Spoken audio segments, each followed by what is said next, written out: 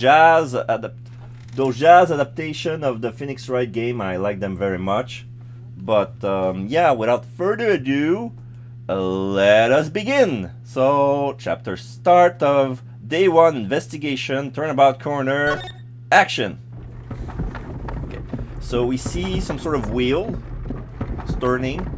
As long as we draw breath, the wheel of fate turns. Oh, that's a real car. Okay. Flash colors. Oh, we see the magician. We see a cart. A bowl of ramen fall on the floor. Okay, it's a ramen cart. A rolling shopping cart. A man was pulling the cart in the rain, spinning big crimes and little crimes together. And when the wheel stops, it stops in front of a park. There's some guy. Saw the guy and it was a gunshot. You die.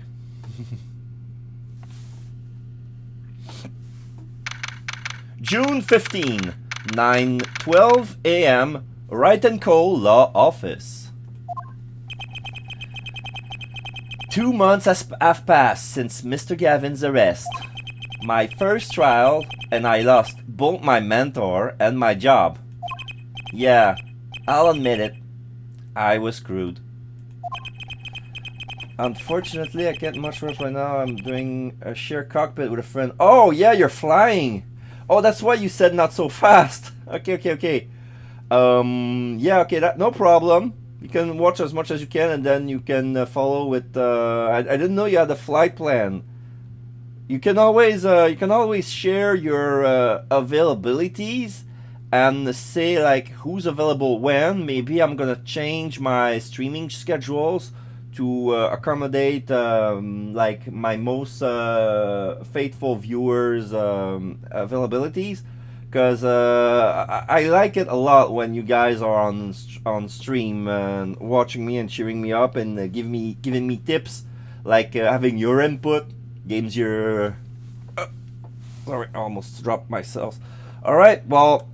Watch as much as you can, and you can watch the rest on my archives. I'm gonna put this on my collectibles, that's for sure. My collection of Apollo Justice game. I'm gonna make a new file under my highlights collection, and alright. But even when I hit bottom, I told myself I would never come here. Honest. Okay, I do not recognize the office anymore.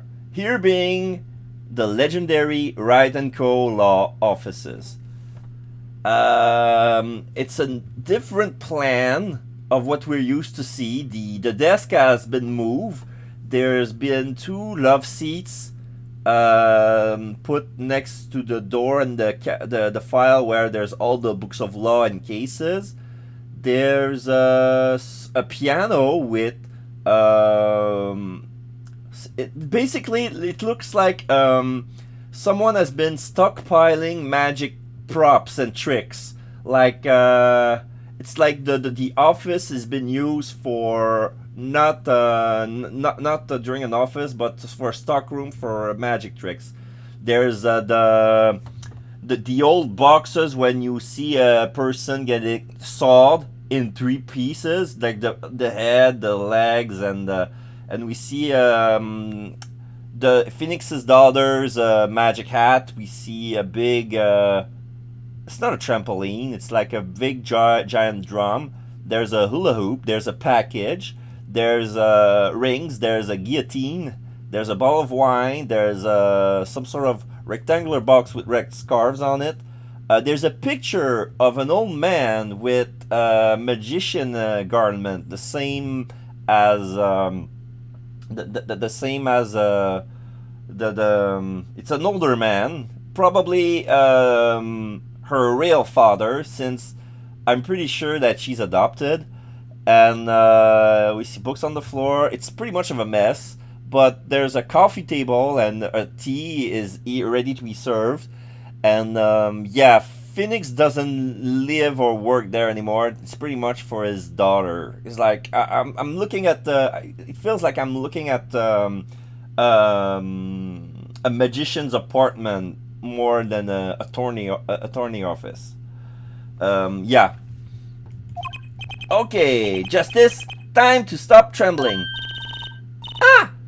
You must be here for the interview. Right this way. Huh? Yeah. Hello there. You found the right place. Welcome. Right place being the last name of Phoenix Wright. He was trying to make a pun.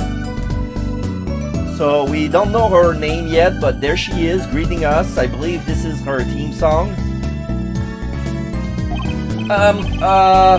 What's with this girl? Well now, shall we begin? Begin? What? Right, first thing first, any special talents? Talents? Yes, well, you must have at least one. Well, I guess, defending? Defending? An unusual talent, but it'll do. With a little jazzing up, of course. You think so? Let's give it a go, shall we? Uh-huh. Go ahead, show me, defend. Just give it all you got. Don't hold back now. Oh, I think I know where this is going. This is gonna be hilarious. What are you talking about? I can't just defend here. First lesson, a professional can perform anywhere. Thanks. We want people to be laughing with us, not at us. Thanks. But I'm not sure why they should be laughing at all. What? What exactly do you think you came here to do? What? Defend? No. Excuse me, but you know where you are. Well, the Wright and Cola offices, right? Oh! I was afraid of that. Don't worry, you're not the first. Look, what's going on here? Who are you? I came here to meet with the person in charge. Well, you apparently made no fewer than 2 mistakes. Mistakes? But I got a call from Mr. Wright this morning. Perhaps you should go read the sign out front again? What's there to read? Rook, it says right here. Oh. Why does it say Wright Talent Agency? Welcome to the Right Talent Agency, where you always come to the right place. Oh, shit. I'm Trucy Wright, CEO. I'm a magician. Oh, so her name is Trucy. Trucy Wright. She's a true CEO. It all come flooding back. Yeah, the trial, that girl, yes. Hello, sir.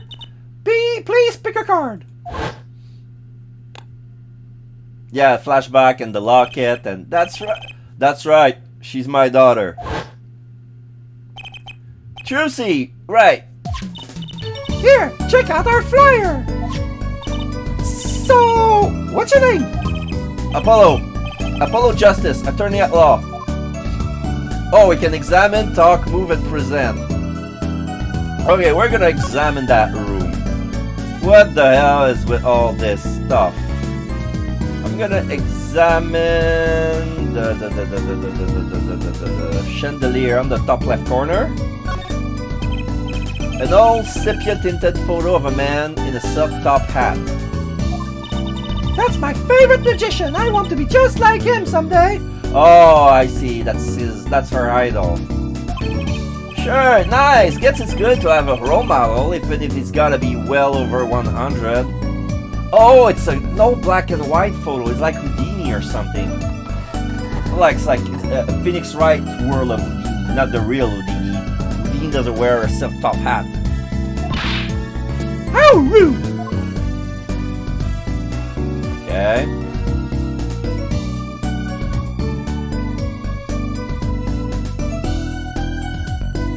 Okay, I'm gonna try lower, but there are all sorts of strange paraphernalia sitting on top of the piano.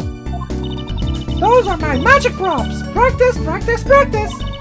A professional never leaves their weapon far from reach. but you can't play the piano with all this junk on it. Oh, no one plays here anyway, and the neighbors complain. I guess Mr. Right really can't play. Oh, he really can't. Alright, okay, I see some... Okay, this is a neat magic trick. There's a fork, there's a spaghetti plate with a fork who's turning the spaghetti, but the fork floats in midair. I believe the spaghetti is fake, and this is what's holding the fork in the air. I'm gonna try that. Whoa, that fork is floating! Not! Why do you have a plate of plastic spaghetti here? Oh, that right there is the whole reason I became a musician. Do tell! I saw a plate just like that in a restaurant once. The floating fork looked so real. That's when I knew someday I would make magic more amazing than that spaghetti. Okay. I'm pointing at something. I don't know if it's gonna be count as the magic props or the flying spaghetti. Yeah, it's the paraphernalia on the piano. I cannot play the piano because there's a junk on it. Okay. How about this package next to the love seat? Oh no, that's one of those hula hoops things everyone was crazy about way back when.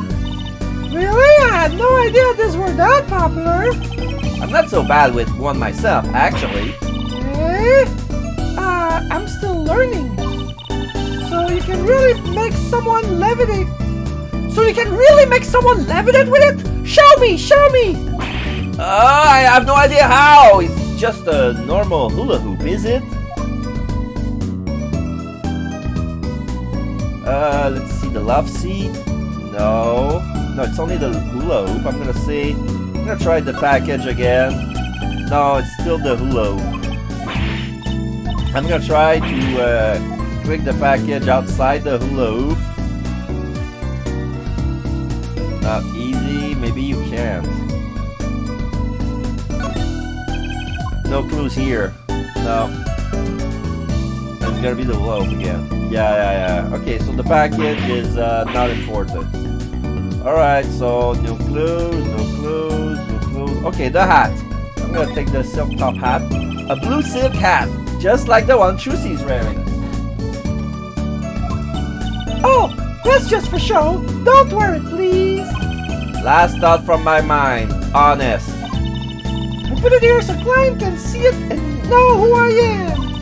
Nothing says magician like a silk top hat. Yep. I'm gonna check the boxes. Oh, a strange split box leers at me from the wall. This is one of those... Oh, this is one of those boxes for cutting people in half, right? That's right. This cabinet is used for an illusion called the zigzag. I've seen one on TV, but why this one is just sitting here in your office? Oh, it's a little big for me, you see. So I'm using it as furniture. Hats in the top, shirts on the middle, pants down below. I think it's a nice touch, don't you? It's not exactly what I call a welcoming decor. Yeah, she's using it as furniture. She's opening it up, and she used the cabinet for placement, for shelter space. There's a trophy. Sorry, there's a trophy on top. No clues here. Cup of tea. Yeah, I'm gonna take the love seat. That table doesn't look very sturdy. You've never seen one of these? It's a magic table. So, like, you make this teapot... Oh, so you make this teapot disappear? So you might think, but that's not it. Before your very eyes, the content of the pot change. From Earl Grey to Darjeeling. Kinda hard to see the difference, I think.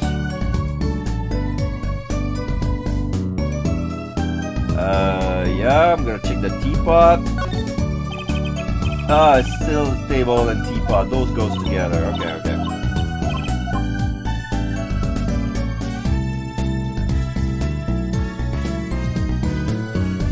examine this. All these legal books must be Mr. Wright's leftovers. There's a lot of unrelated books in here too. One Trick a Day, Magic for Idiots. You'd think a pro magician would aim a bit higher.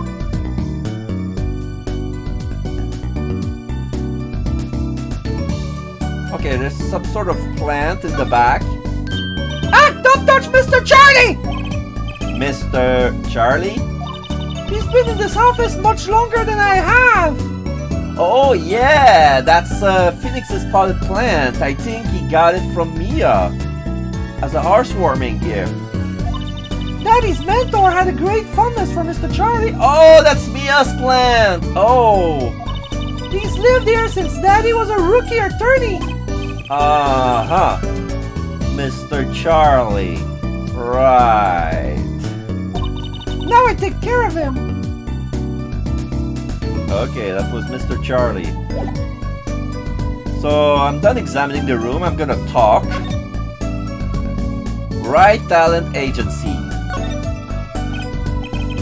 So is this really a talent agency? You bet! Daddy started it 7 years ago when he quit law. Of course, we only have 2 people signed up right now. 2 people? Does that include you? Juicy Wright, magician extraordinaire! I've done a lot of stage show, paid too. I'm a professional, you know. Right. Promise you'll come to one of my shows, okay? Let's see. Oh, and the other person on our agency represents is Phoenix Wright, pianist extraordinaire. Your dad, in other words. Didn't he say he couldn't play the piano? Our agency doesn't see that as a problem. I'm gonna take a sip.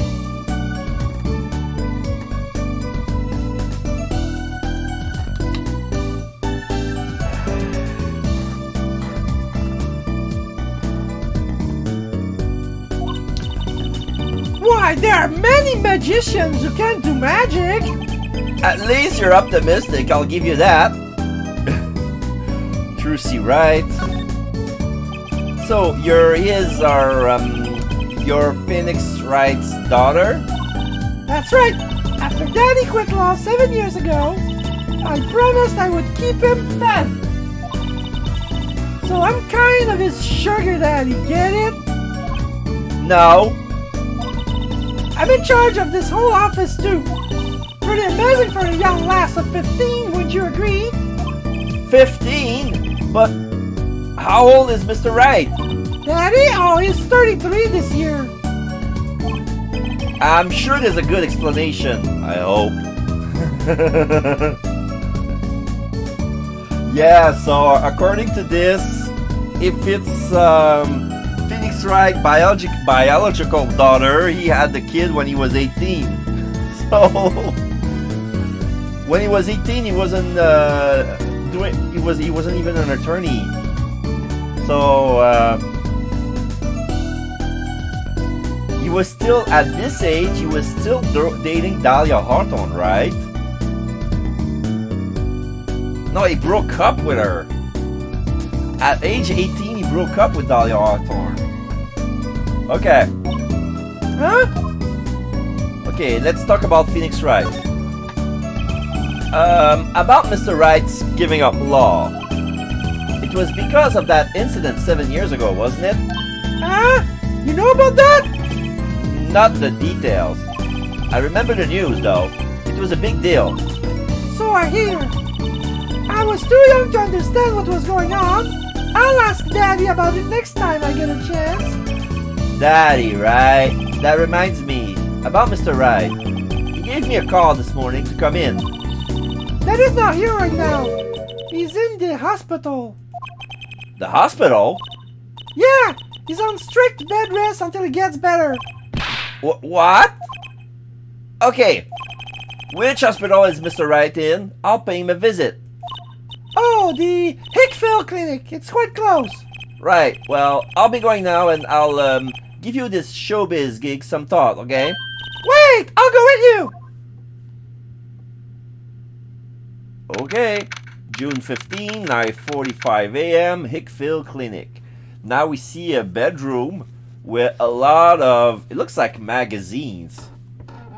There's a bag near the there's a bag near the bed. There's a mini piano like Schroeder from Charlie Brown. Like it's a Schroeder-sized mini piano. And hello, oh my god, this is Glitch Vision with a raid of 6 people. How are you doing? Hello everyone, my name is Damien Almascador. I'm live from the Breakdown Walls, and right now we're playing Apollo Justice. And yeah, I'm doing a heavily description for the visually impaired. I'm doing the voice of all the character too. Right now we're beginning the chapter 2. The first chapter was basically a tutorial to get us warmed up to the court training. Right now, the Apollo Justice is like the 4th installment on the Phoenix Wright games trilogy. So if you were watching Super Blind Man's Phoenix Wright trilogy when he was playing them, this is like the continuation of it. This is the 4th one.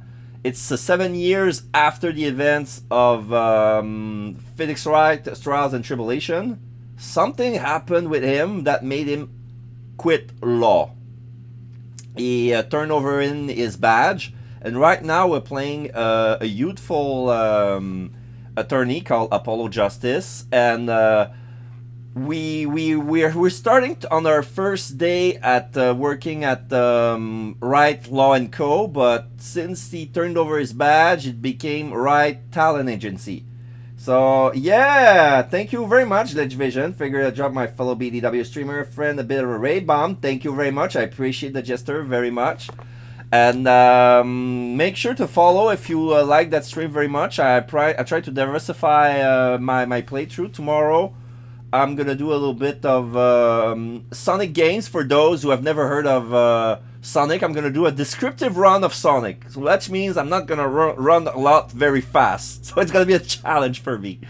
Yeah, and yeah, so that's pretty much it. So right now I'm doing a description. We're in the clinic. We're in the hospital. The TV's playing. There's a lot of magazine. I don't know if it's mangas or. There's a bottle of wine, but in the game it says grape juice. So it's like Phoenix Wright is an alcoholic now, but he always drinks wine. But they say, oh no, it's grape juice. It's grape juice, of course. Yes, it's a difficult game to describe. It's true. I'm rising up to the challenge. I'm rising up to the challenge. That's for sure. I'm gonna describe the character as well, like the enemies, the best as I can. But we'll see about that. It's a little. We'll see how it goes. So. Alright, so this is Mr. Wright's hospital. Oh! This is Dr. Hottie from the previous Phoenix Wright game.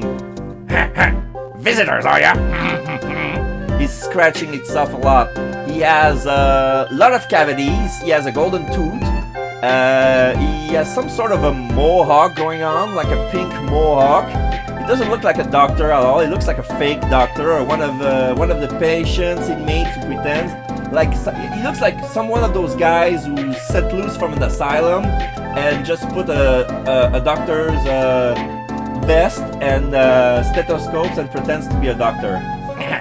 Visitors, are ya?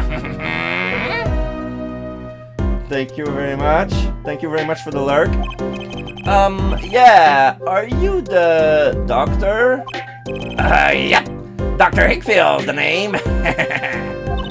Good morning, Doctor. Hey, wasn't his name Hottie?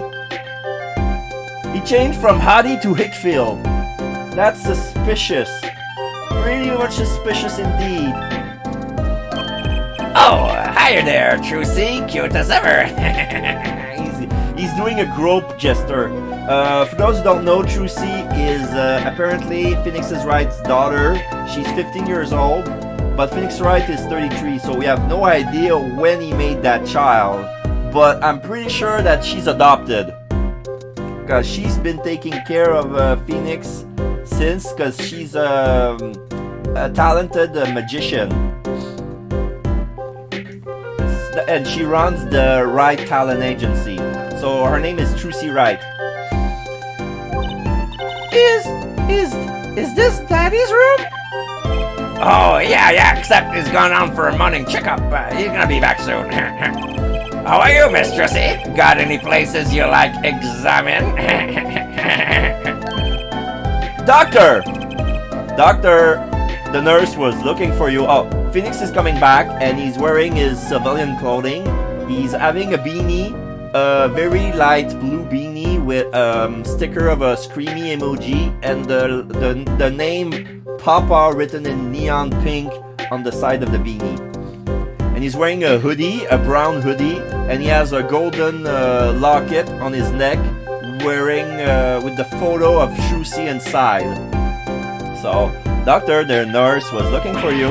Why, if it isn't the daddy, oh, the cutest little thing in town. Guess I'll be off then. Later, Trucy. And he leaves. Wow, what an odd bird that guy was. This is my voice for Apollo, by the way. Good morning. Didn't expect you so soon, Apollo. Mr. Wright. Oh, I'm gonna examine the room a little bit, just to see what am I dealing with. So, Mr. Wright's bed, it's really messy. Look how messy this is! You're just hopeless without me, aren't you, Daddy? Yikes! She's attempting to clean up, look out! You got me. What can I say? I was raised in a barn. Try not to let word get out, Apollo, if you don't mind. Yeah, it might ruin your illustrious career pretending to play the piano. Yeah, Phoenix is allegedly a piano player, but he's really not good at it. But what he's good at is playing poker, because he says that playing poker is the same as in a trial, because we have to read another people. Phoenix is good at reading people, but it's not as good as Apollo's going to be, because he has a special ability. Apollo's have you seen Lie to Me? The show Lie to Me?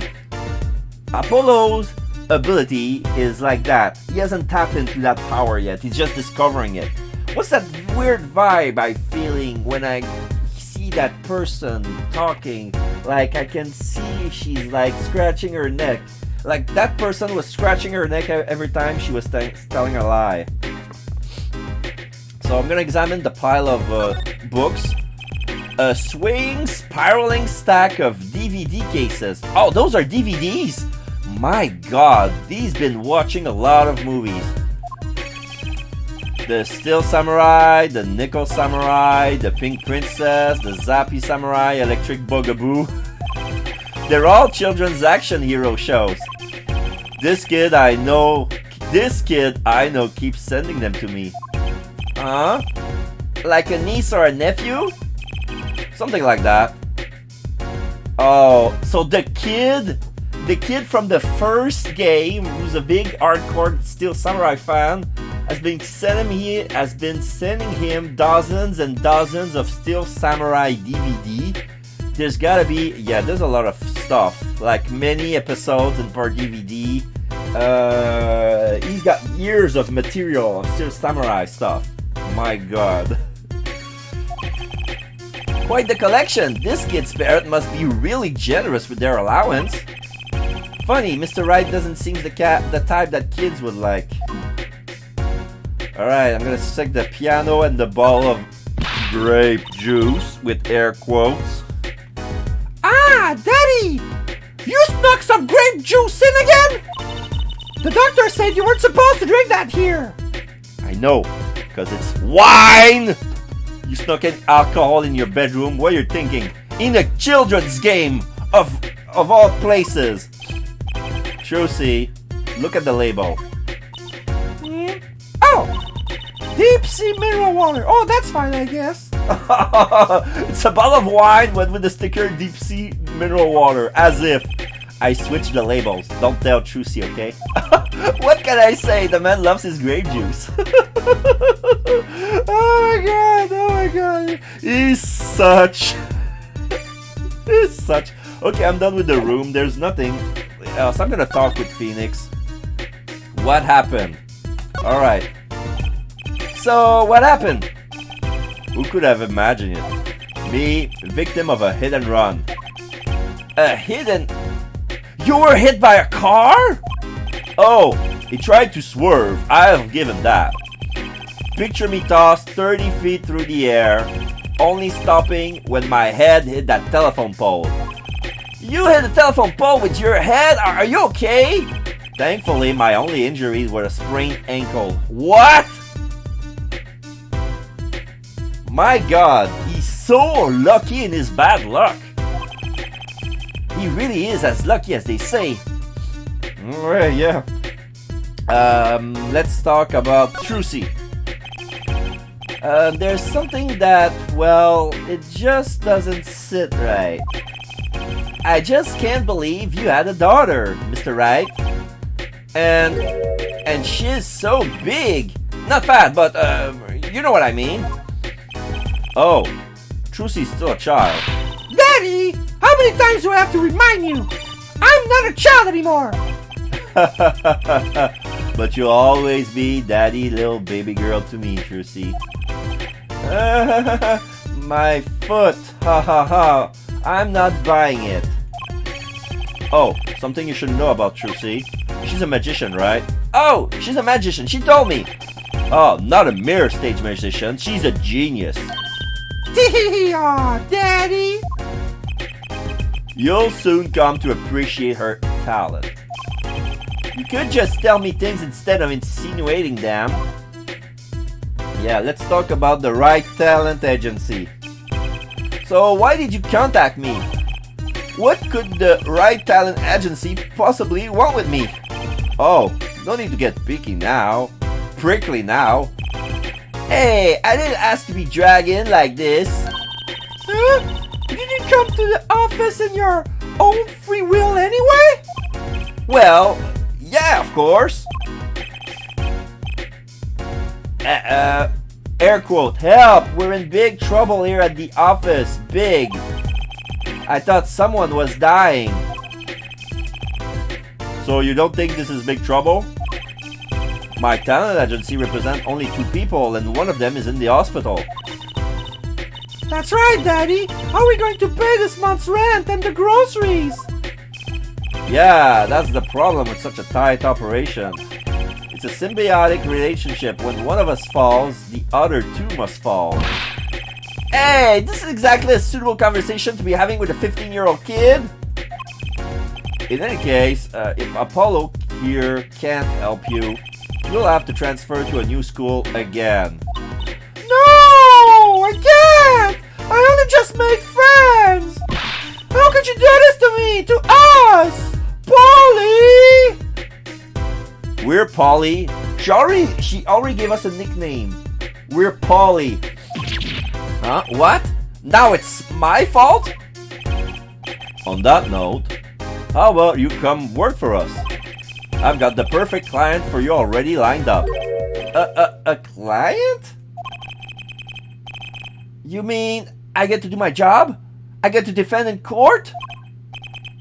Alright, I'll hear what you have to say. You got him, Daddy! Hook, line, and sinker! Now, it's time to reel him in. It's official. I'm scared. Alright, this one popped up. Our client. Alright, so who's the client? Yes, here. Take a look at the map and I'll explain. Last night, I left the office just before 9 o'clock. Now we see a map, we see him walking down the street. I was going to that Indochine pasta joint, Alton Days. I play piano there, of course. That's when it happened. Now he's walking near the park. There's a river and a bridge. And there's an entrance to the park, and he just passed the entrance of the park. And there's a car. The car sent me flying, nicked a telephone pole, and zoomed away. Creepy, huh? Just a tad. It's almost as creepy as hearing you tell the story like it was no big deal. The car sped off in this direction. Oh, okay. Okay, so he turned the corner and he went direction of looks like the Phoenix Wright agent's building, but there's 2 other streets, so he went in that way. So good luck. Huh? You wanted a client, did you? Well, I'm your client. Find the guy who knocked me into that telephone pole. Whoa, hold on, I'm a defense attorney, not a detective. Don't worry, once you found the guy, I intend to sue him. Then you can stick it to him in court. I'm not a prosecutor either! I'm sorry, but this is crazy. I'm going home. Don't get so worked up. It was just a joke. Huh? Oh, Daddy! Sorry, Apollo, he just loves jokes, you know. Even the ones that aren't very funny. Your real client should be stopping by the office anytime now. The office? You mean the talent agency? No harm in going. It's not like it's not like I have anything else to do. One more thing. Do look into my accident too, would you? I marked the scene of the tragedy on this map. Yeah, this is the X. It's right in front of this park. Should be easy to find. So, he's going to make me investigate this after all. Oh. Map added to the court record. Alright, so I guess we're moving back home. We're gonna move to the Right Talent Agency. Alright. June 15, 10:05 a.m. Right Talent Agency. Yeah, the agency, it really looks like a talent agency because all of the magician stuff has been moved in. And yeah, she has a lot of prop. There's a box where you cut someone in half. That's too big for her, so she's splitting the 3 parts, lower, top, and bottom, as a cabinet, and she's stacking some stuff in. She's using this as furniture.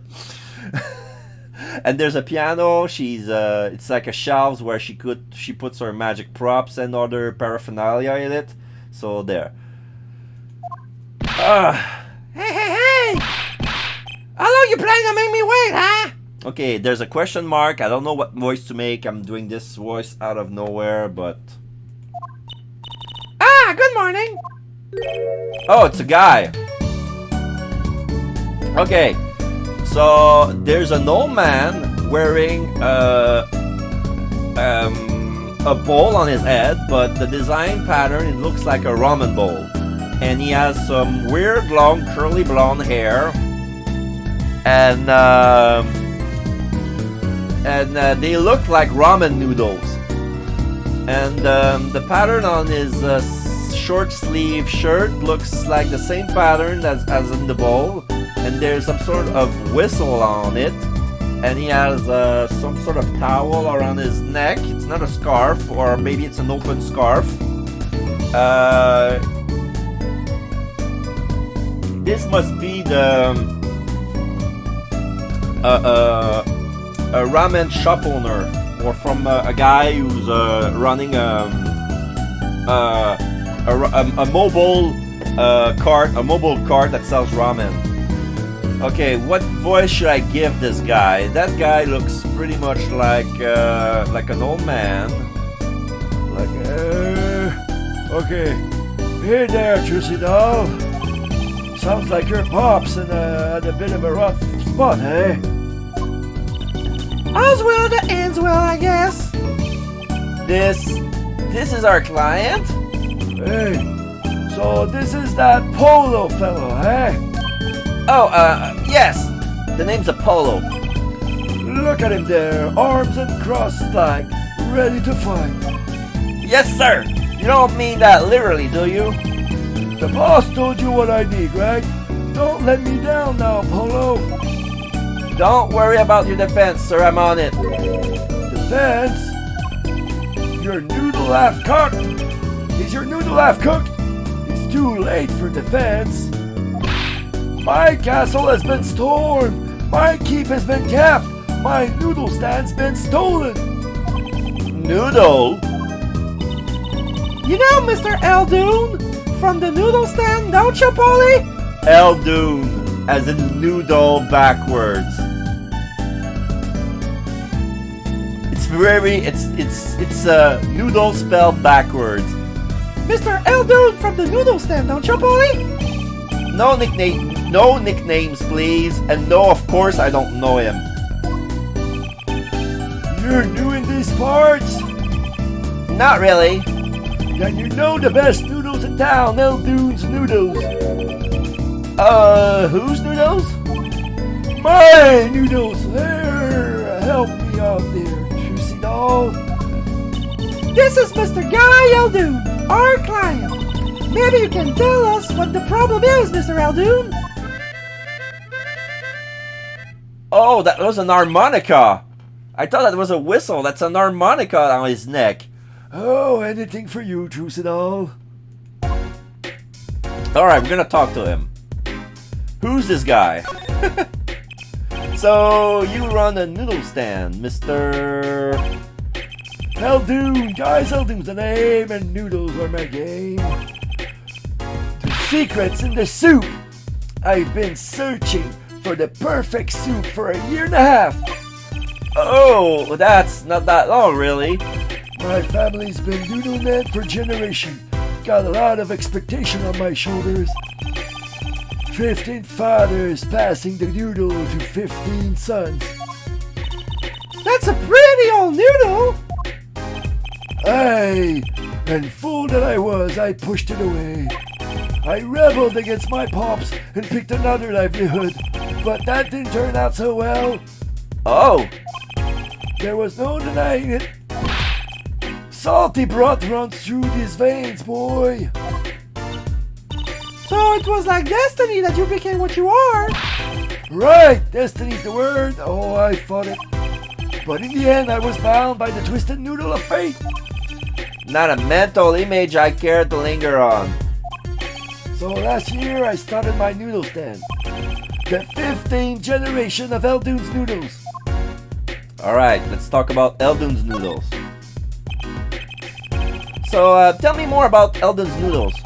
You don't know the genius that are my noodles? I'll make them so salty. Why, they're saltier than salt. Now, I really don't want to find out. Daddy's a regular at his noodle stand. Frequently, my pops stands back during his attorney days, too. Yep, him and his assistant. I'm sorry, I'll be sure to drop by your stand soon. Oh, so every time him and Maya were going out for noodles, they were going at his place? Nice. Lore development, people. Wish you could, sonny. Eh? Heck, I wish I could. I'd give you anything for a bowl about now. What do you mean? It was stolen! My stand! Gone! Stolen? Stolen stand popped up. Alright, let's... Stolen stand.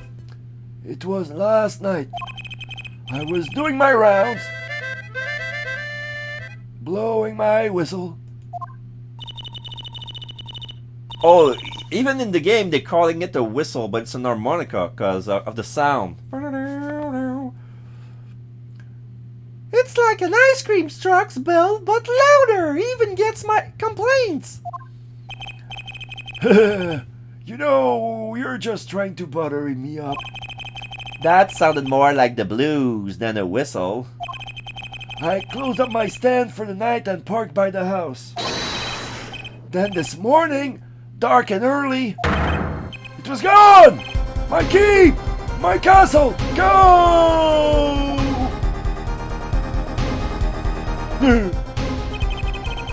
Ed falls in front like he's sad. Maybe some bum carted it off? Just guessing here. Well, I don't care who did it. Without that stand, I'm finished. Oh, he's very worried. All my noodle bowls were in there too. That's the saddest thing I've heard all day. You know it. Anyhow, that's the deal. Good luck. Good.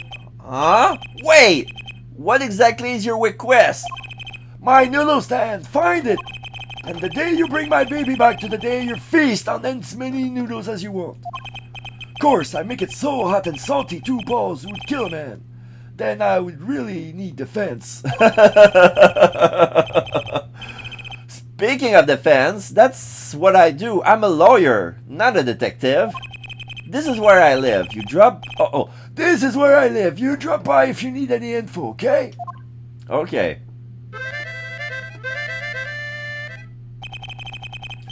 Get it back today if you can, Paulo. I got noodles to make. Wow, no rush. No rush, eh? Things have certainly taken a turn for the bizarre. Traffic accidents and noodle stand thieves. Actually, there was something I wanted to ask you about too, Apollo. Huh? I have a bad feeling about this. Listen to the lady's problem now. Don't be cruel. I lost something last night. That is, something was stolen. Hey, what's this? More thieving and skullduggery?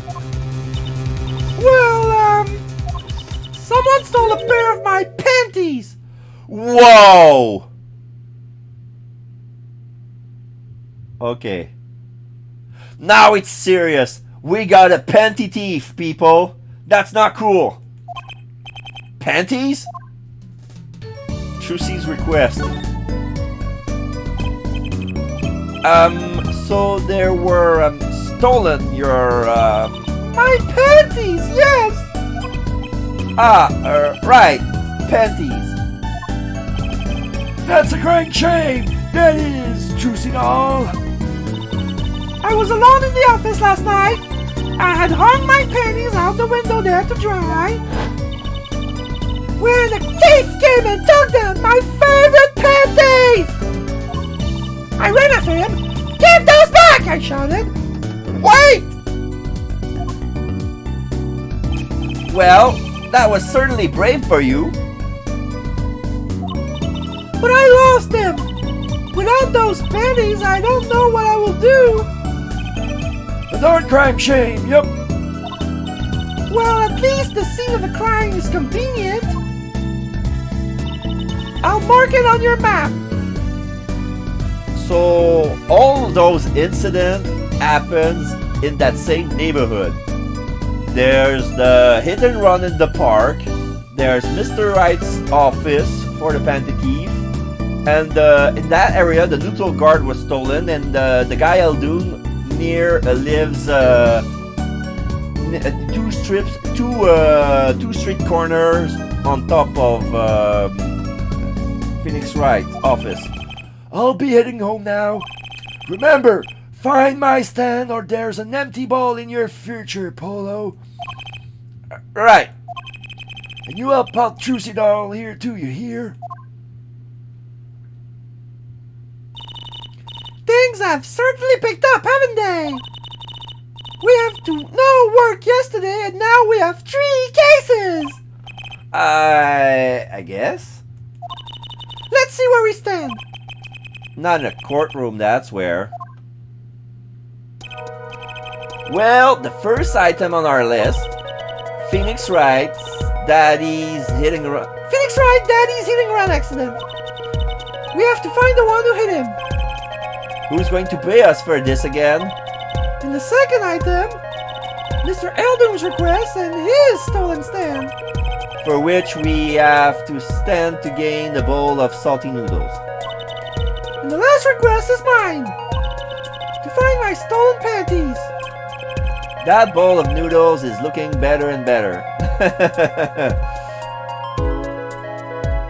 Yeah, this could be those 3 places could be one car trip trajectory.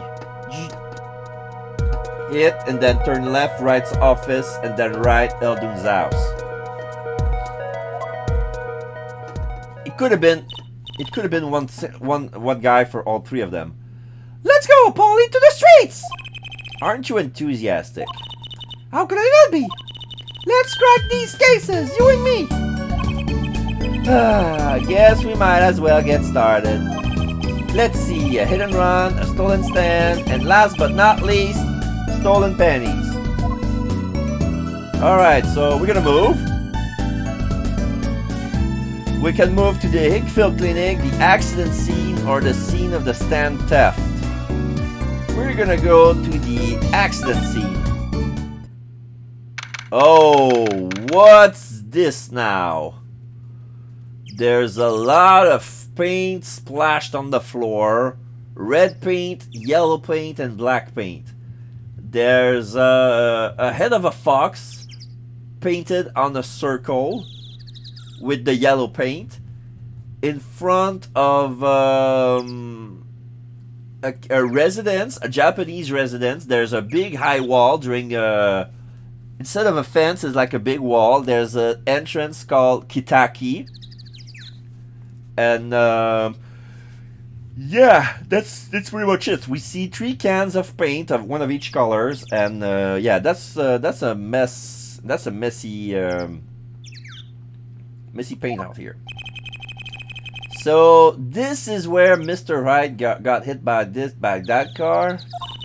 According to the map, this is the place. What a huge mansion! Feels like Chinatown. Apollo! There's a nice looking lady over there. Let's question her. Okay. I'm a little curious about that park over there too. Okay, so the camera pans right. It's like one of those double screens here. Here we see a police officer who's barring the entrance of the park. The park is called People Park. This has a big fence that protects a big edge. Hello, Jake. We got 3 cases. We have to investigate Phoenix Wright's hit and run because he's been in the hospital. He's got hit by a car. No heavy injuries. He got propulsed. He got hit by a car. He got sent flying 30 feet away, and his head got hit on the telephone pole. But his head is fine. But as he fell on the ground, he sprained his ankle. So yeah, this is case number 1. Case number 2, our actual client, our first client, is a noodle stand owner. The name of the guy is Guy Eldoon. So he's a noodle guy whose name is Guy Noodles spelled backwards. Guy Eldoon. And he's famous for making extra salty noodles. And this is the place where Phoenix and Maya back in the day was always eating at that place. And he still does too. He's just a fake fall. He's a regular customer. But his stand has been stolen too. And Trucy, which is the name of Phoenix Wright's daughter, gets thrown 33 girls with a sprain for go figure. Yeah. He's so in his bad luck. Phoenix gets so lucky. And Trucy got some stolen panties too. She's been letting hang to dry, and all those events appeared early at night when it was dark. Like early at night when it was dark. So yeah, I'm a little curious about the park over here too. Right now we're in front of the residence. There's a woman swooping. I believe she's the woman of the house. If she's not, she's like anyway. Excuse me, can I have a few words with you? You want something? Yeah. She's a chubby old lady. She's sweeping with a bamboo broom. She has a kimono with a flower pattern of what's the name of that flower? The one they wear on Veterans Day. Crap. On French it's coquelicot, but I don't know what poppies. They look like poppies, red poppies. Yeah, they kind of look like red puppies. They're probably not puppies, but anyway. Yeah, she's wearing black, and there's a golden sewn etched silky wavy golden line. It's like a golden etches on the kimono. She's wearing a green obi, and she has her headpiece is yeah, they are all wearing black, yellow, and red, just like the paint that's been tossed on the door. Because during the hit and run, the car ran over some kind of paints, and the paint splashed on the wall. So it looks like the front door has been vandalized, but yeah. You want something? Whoa, that husky voice! Why am I suddenly sweating? Husky voice. Husky. You want something? Husky. That's quite a house you've got there. You must have a lot of money. Money sounds like something my son would call his friends. This is the Kitaki family mansion, little girl. Eh? You, kid with the hair, you want something? Me? No, not a thing. Bye. Apollo, we can't leave without questioning her. What if she knows something? But the Kitaki family, they're the biggest organized crime syndicate in town. Oh. Yeah. She twisted the handle of the bamboo broom, and she pulled out a hidden blade inside of the broom. If you're going to ask something, ask it. If you're man enough. Yeah, she means business. And yeah, she's pissed off. Like she's nice, but don't piss her off. Don't call her fat or be rude, because she's an old woman. She's an old middle-aged woman, like... Whoa! Right. Yay! Way to whip him into shape, ma'am! Does she know no fear? I'm Plum Kitaki, wife of the fourth head of the Kitaki family business. Friends call me Little Plum. I'm Little Apollo Justice, attorney at law. If looks could kill, this woman would have been a mass murderer by now.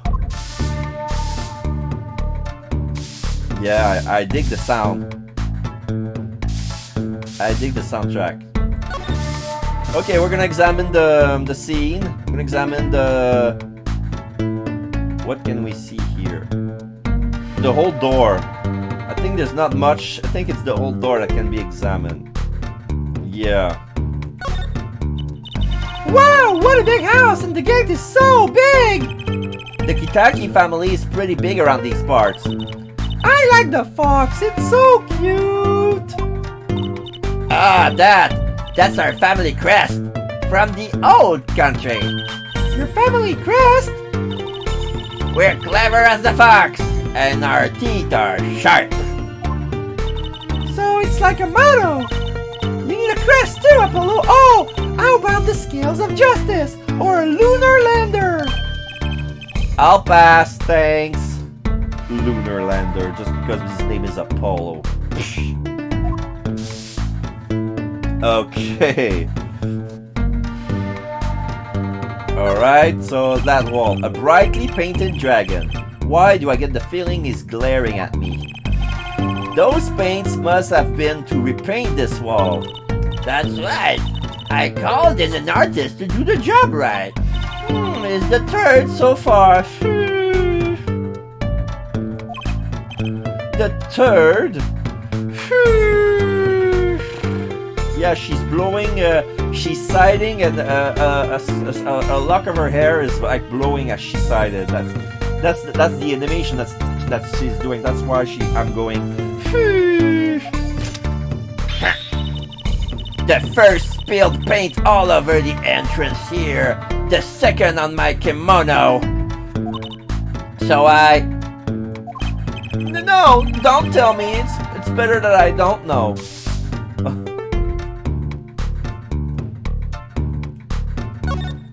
Let's see here. There's paint splashed all over this gate. What a mess. Was this paint knocked over by the car that hit my daddy? That's right. And I'm left to clean up the mess. If you found whoever did this, bring the scoundrel by, would you?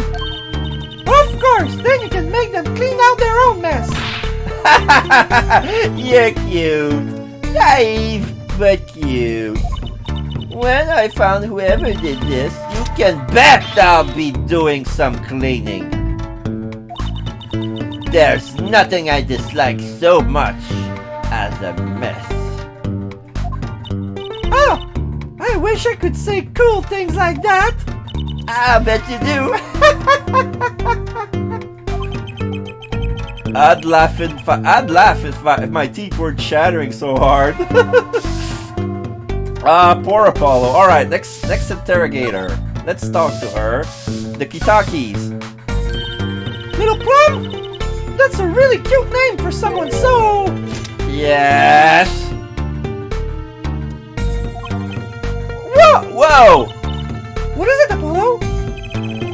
How about you go through me when talking to her? Okay, Trucy?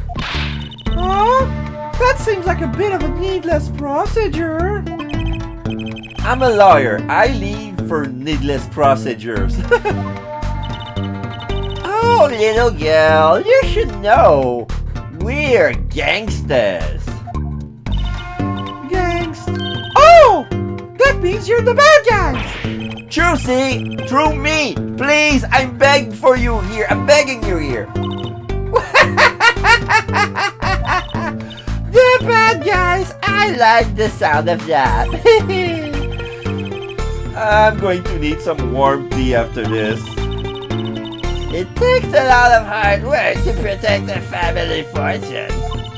Things aren't going so easy as they used to be for us bad guys.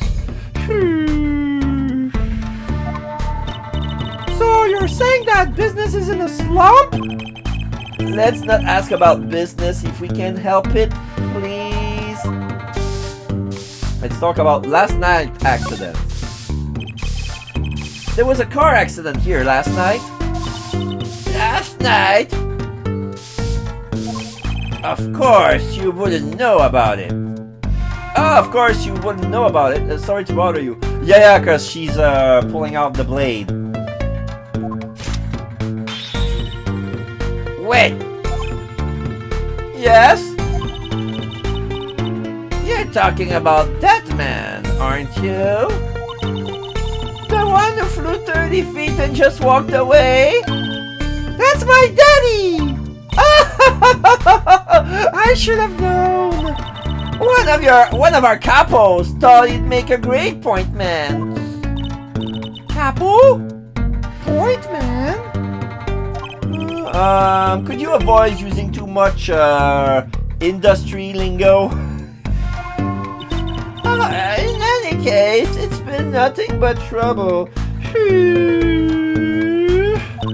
I've been cleaning up this mess since morning. Bah!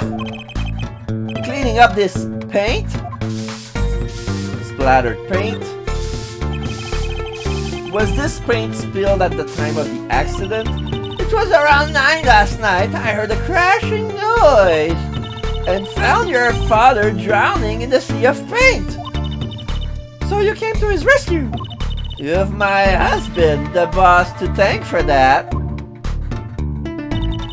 The car that hit your father knocked over this paint. Then turned the corner and sped away. We're in the middle of repainting our wall, you see. I'm sure that dragon is glaring at me. But why are you out here cleaning it up? What do you mean? I mean, aren't you a gangster? Don't you have any goons to do your dirty work for you? Please! Go through me when you want to! Don't be such a stiff lawyer, boy. I suppose we gangsters do have a certain image. Yeah. But we're community-oriented gangster, you see. Oh, that's nice. I heard of those. Those are the good Yakuza. Community-oriented Yakuza are the best. I'm not talking about protection fees being very low, but our activities are oriented for community. It's not like organized crime. It's like community. I love them. I love those kind of Yakuza. Because there have been people like that. I mean, when you're in the poor village and there's bandits and you cannot afford any samurais, what can you do? You got an internal syndicate of people armed who do the dirty business. So since those times has gone past by, it's still community oriented, but yeah, the more you know. The boss likes to give back to the people, you see? How noble of him. I availed myself of the public facilities to get rid of all the garbage. Now there's just the paint on the street to deal with. Public facilities? I wonder if she means that trash can. Okay. I cannot talk anymore. Oh wait, can I present something?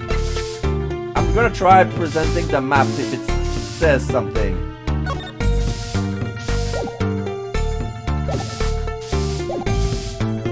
Present map.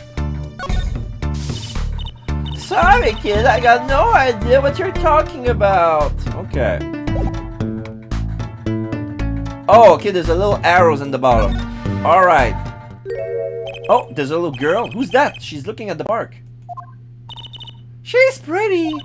I bet she has a story, you know? There is something about her. Too bad she seems to be a bit of a rush. Alright. She's having she has brown eyes, brown hair, tied in a bun. Yeah, they're gonna protect the neighborhood or stuff like that. Or like give their money to the people for charity, stuff like that.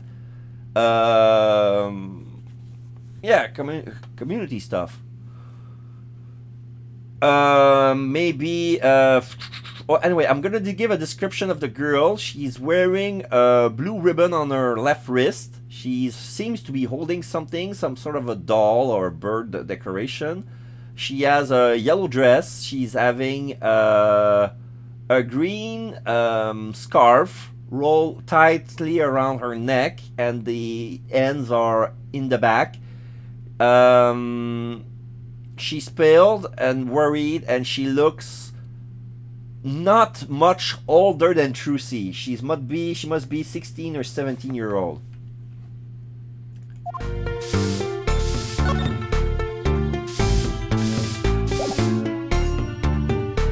I'm gonna examine the. I see in the back there's someone who's tried to jump the fence, but the police tried to stop them. I don't know what's this all about. I'm gonna examine that. Looks like there's some trouble by the park gate. I smell an incident! Ma'am, there's no entry to the park. Now, don't you tell me where I can't go, young fella! It's an old lady. I always walk through this park on my way home! Please get down from here. You'll hurt yourself, ma'am. That's quite the determined old lady. Okay. Alright, you're gonna look again? Alright, see you soon, Jake. Personally, I'm a little more interested in this park. You know what I think? I bet they're filming a movie. Let's go take a look. Maybe we'll see someone famous. Hey, miss, stay out of the park.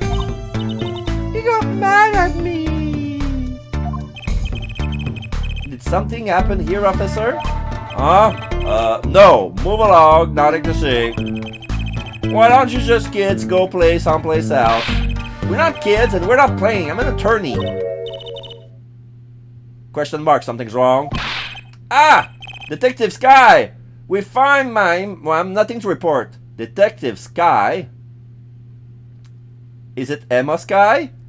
The science, yeah, she was a student 7 years ago. She must be a detective now. Well, she was supposed to be a forensic scientist. We fine, ma'am. Nothing to report. Oh, yes, it's her!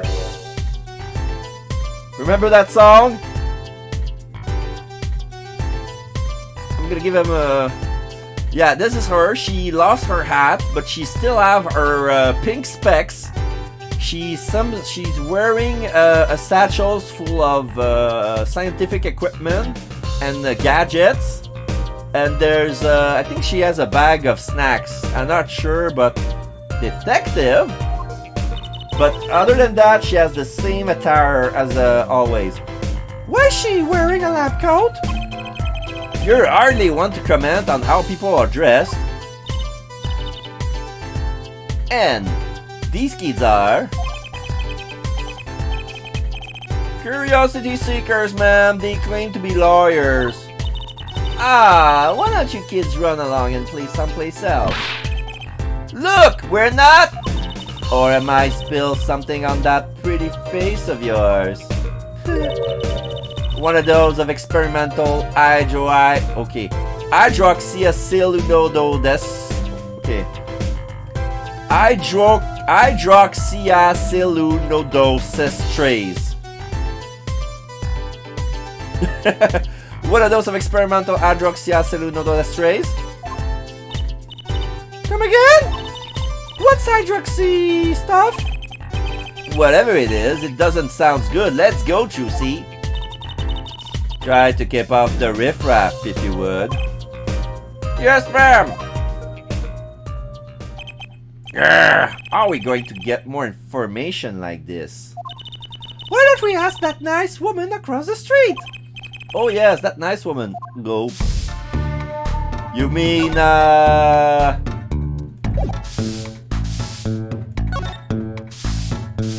yeah, People Park. Yeah, that new thing has just popped up. People Park. Can I ask you a question? What? What happened in the park across the street? Oh, yes. Quite the commotion. Chicago lightning, as the boss would say. Chicago, huh? Gunfire. Someone was killed. Strange circumstances, too. You're kidding! What a morning. Trouble everywhere. The park, the gate, even our house. Did something happen at your house too? A crime without honor, without remorse. It's a private matter. Wanna hear about it? Somehow I don't think no is an acceptable answer, Polly. Private matter has popped up. So, what happened at your house? Bloomers last night. I got a bad feeling about this. Me, Little Plum Kitaki, the victim of a panty snatcher. Her too! We have a serial panty snatcher. What? So it wasn't just my panties that were stolen? Got you too, did they? Poor thing. Like I said, whoever did this is a hardened criminal. It wasn't you, was it? No, of course not! Mercy! I've heard word that panties have been disappearing lately. And the missing panties all have something in common. It's hard to imagine Trucy's and Mrs. Kitaki's panties having so much in common. I just imagine Mrs. Kitaki's panties. Go. I know! We'll find your bloomers too! Great! Show me what you're made of. What have you gotten me into this time, Trucy? Oh! The girl's coming back and she's holding a 4-leaf clover.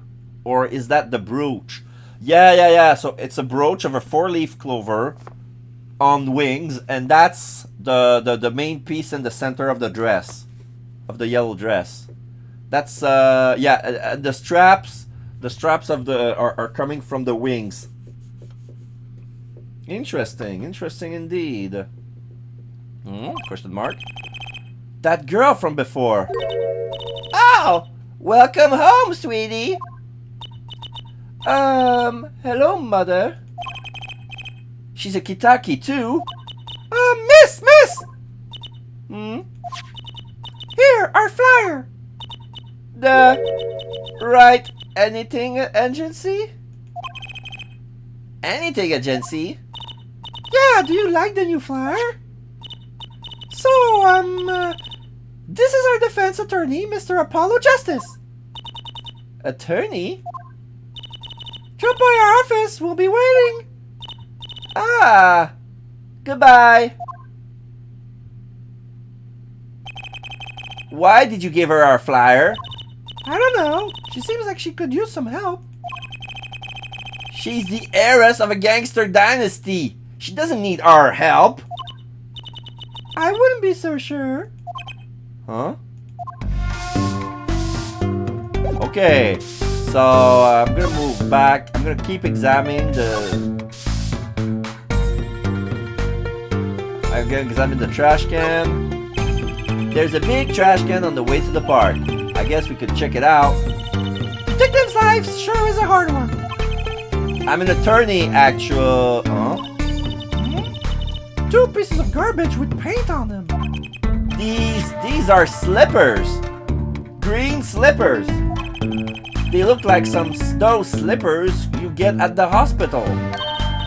Look at this, Apollo. Doesn't this go on the car? It's a broken side view mirror. Looks like it was torn off when it smacked into something or someone. Wait, you don't think? I do. This could be from the car that hit Mr. Wright.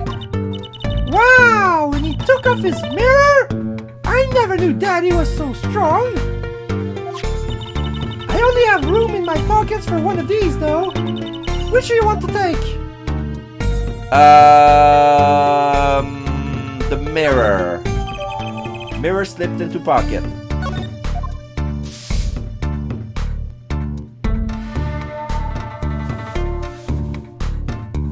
It's weird I don't have access to both. Like she's holding on the slippers and I'm holding on the mirror. Okay. Let's see this. I gotta say, I'd really like to know what happened here. Hey, I said no one goes in! Unless you want a face full of hydroxydiawartsages.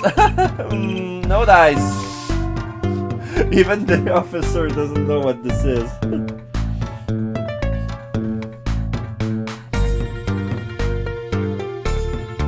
What else can I get? People Park. People Park, huh? Kind of an odd name for such an empty place. I wonder why it's named that. Hey, there's something written on the gate post. Huh? Oh yeah, it says donated by Big Wins Kitaki. You mean the Kitaki family built this park? It's so nice of them to give to the community like that. Let's not get too friendly with them, shall we? A gangster building a park? Odd move for a crime boss.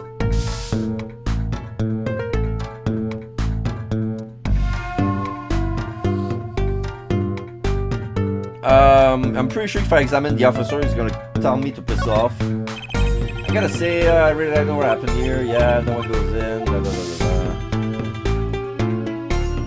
blah. This is a security cone. That's the same thing. Alright. I guess since the police is here. Hello, gents! How you doing, my friend? Welcome to Apollo Justice. We're in the middle of chapter 2. We have a case. Yeah, sure. Gonna be lurking. Yeah, cause you're not in the same time zone because you're from Belgium, right? From Belgium.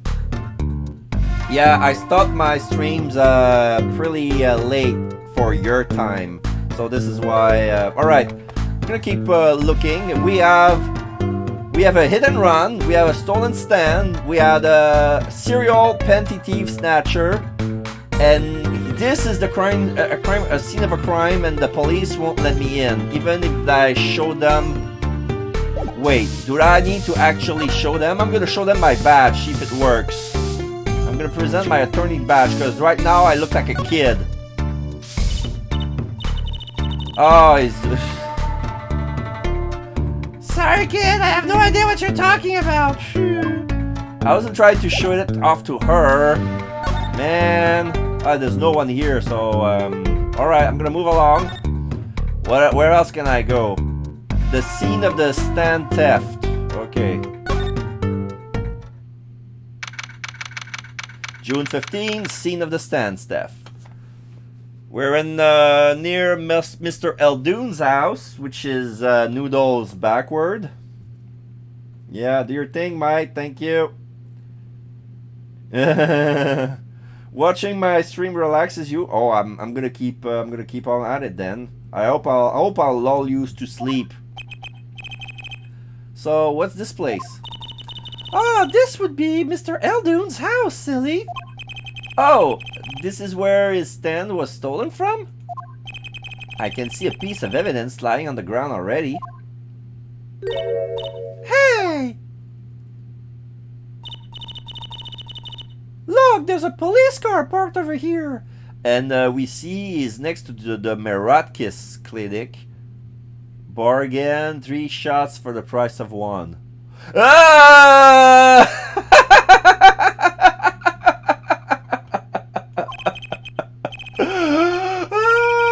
You get... They have a sale on vaccine, folks. You get 3 shots for the price of 1 at the Meratkis clinic. Meratkis clinic. You're right. What's this? What's with the sparkly entrance? What is this place? A hospital? Yeah, there's a lot of bright the neon lights in front of the door. Like it looks like an entrance of a casino. Like bright colors. There's a sign, Meratkis Clinic. Oh, that's where the thief went. The thief? The one who snatched my panties. He ran into this clinic last night. Wait, maybe that police car is where he's here to find my panties. I doubt it. Well, there's only one way to be sure. Let's investigate. There you are, Sonny. And here's Guy Eldoon. Well, you find anything yet? No, not yet. The longer you loaf around here, the saltier your victory bowl gets. Just remember that. This bowl of noodles is sounding less like a payment and more like a punishment. Alright, we're gonna examine this place. See a piece of evidence on the floor like he says. Is this yours, Mr. Eldoon? Hey! There's the heart and soul of Eldoon's noodles. The bowl absorbs my salty soup. Pretty soon it's gonna taste just like noodles. Wow, it does smell like noodles. All my other bowls got taken away with my stand. Get it back for me, sonny boy, I'm begging you. Bowl added to the court record. Okay. Let's see, we have some sort of thing on the ground. There's a handwritten sign here. Save the light. Save the light, indeed. Mr. Eldoon's house is practically in the dark here. I guess the hospital clinic next door blocks the sunlight. Everything's gone wrong since they built this monstrosity. Broth needs sons or it rots. What's a man to do? They just want my customers to get food poisoning so they can turn the pretty profit. That seems like a lot of trouble to go through a few extra patients. Yeah, I'm gonna check. There's a dog. There's a dog sleeping next to his doghouse. Look, a doggy. Good boy. boy. Do good boy, Salty. I'm sure the dog has a name, Trucy. Yep, sure does. His name is Spoon. And it's a she, by the way. Spoon doesn't seem so lively. Oh, she didn't get her bowl of salty broth this morning, that's why. Yuck! You fed your dog salty noodles? Poor little thing. Apollo, let's find that stand soon for Spoon's sake. I'm pretty sure dogs aren't supposed to eat noodles.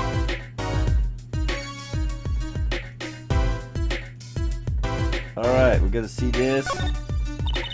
This house is, well, it's home. It's been well loved, that's for sure. I've lived here with my wife for many years now. It's got character though, it's just like my soup.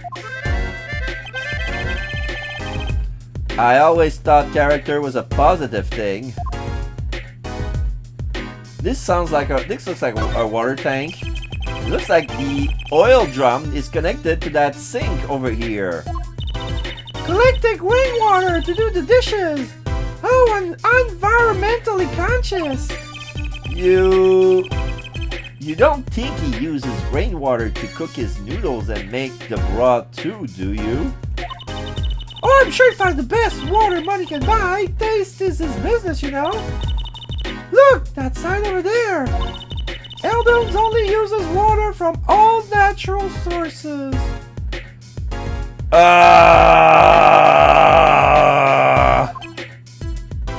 Dot. I think I'll take a rain check on eating here. Noodle, examine. That's quite a sign. I take it that new as opposed to old. Oh, you like it? Made it myself, I did. I meant to write noodles, but I ran out of space. So it just says new. Prior planning prevents poor performance. Lucky for me, it spells a word all by itself and spruces up my image, it does. It does have a certain power of willful denial thing going on for it. I'm gonna check that blue tarp wrapped up in a bundle in the middle of the road. That's the place right there. That's where I kept my stand covered all nice and pretty with that blue tarp there. So you use this plastic sheet to cover your stand at night? I see. You see? What? Did you figure out why it was stolen? Well, no, but it does suggest that the thief knew what he or she was looking for. They clearly knew what was under that sheet. So it wasn't one of those casual drive-by stand snatchers, you mean? Not bad, Sonny boy, not bad at all.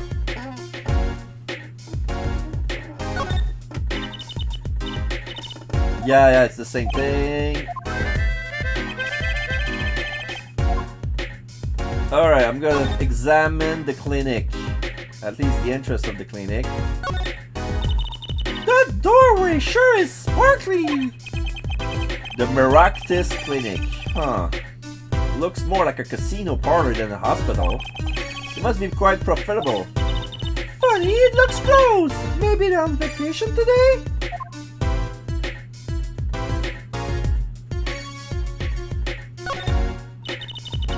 Yeah, same thing. I was clicking something else. Let's see that sign that says 3 shots for the price of 1. Looks like they have a special offer going on. 3 shots for the price of 1. Woo! Now's our chance, Apollo! Chance for what? I don't need any shots, thank you. Whoever runs this clinic, they seems pretty business-minded.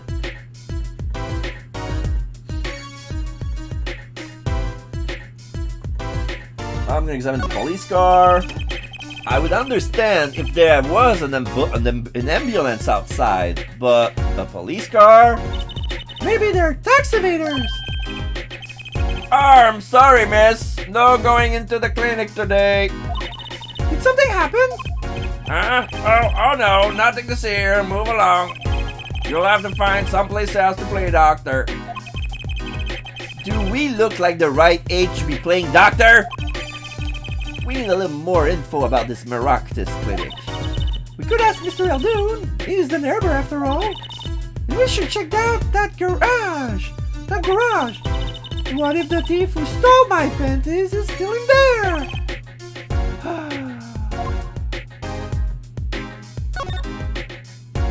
Okay. So we're gonna talk to Mr. Eldoon. Eldoon's Noodles. So your stand, Eldoon's Noodles, was it? Hey, passed down from father to son. That stand's seen its share of salt. Salt's run in the family, as you might say.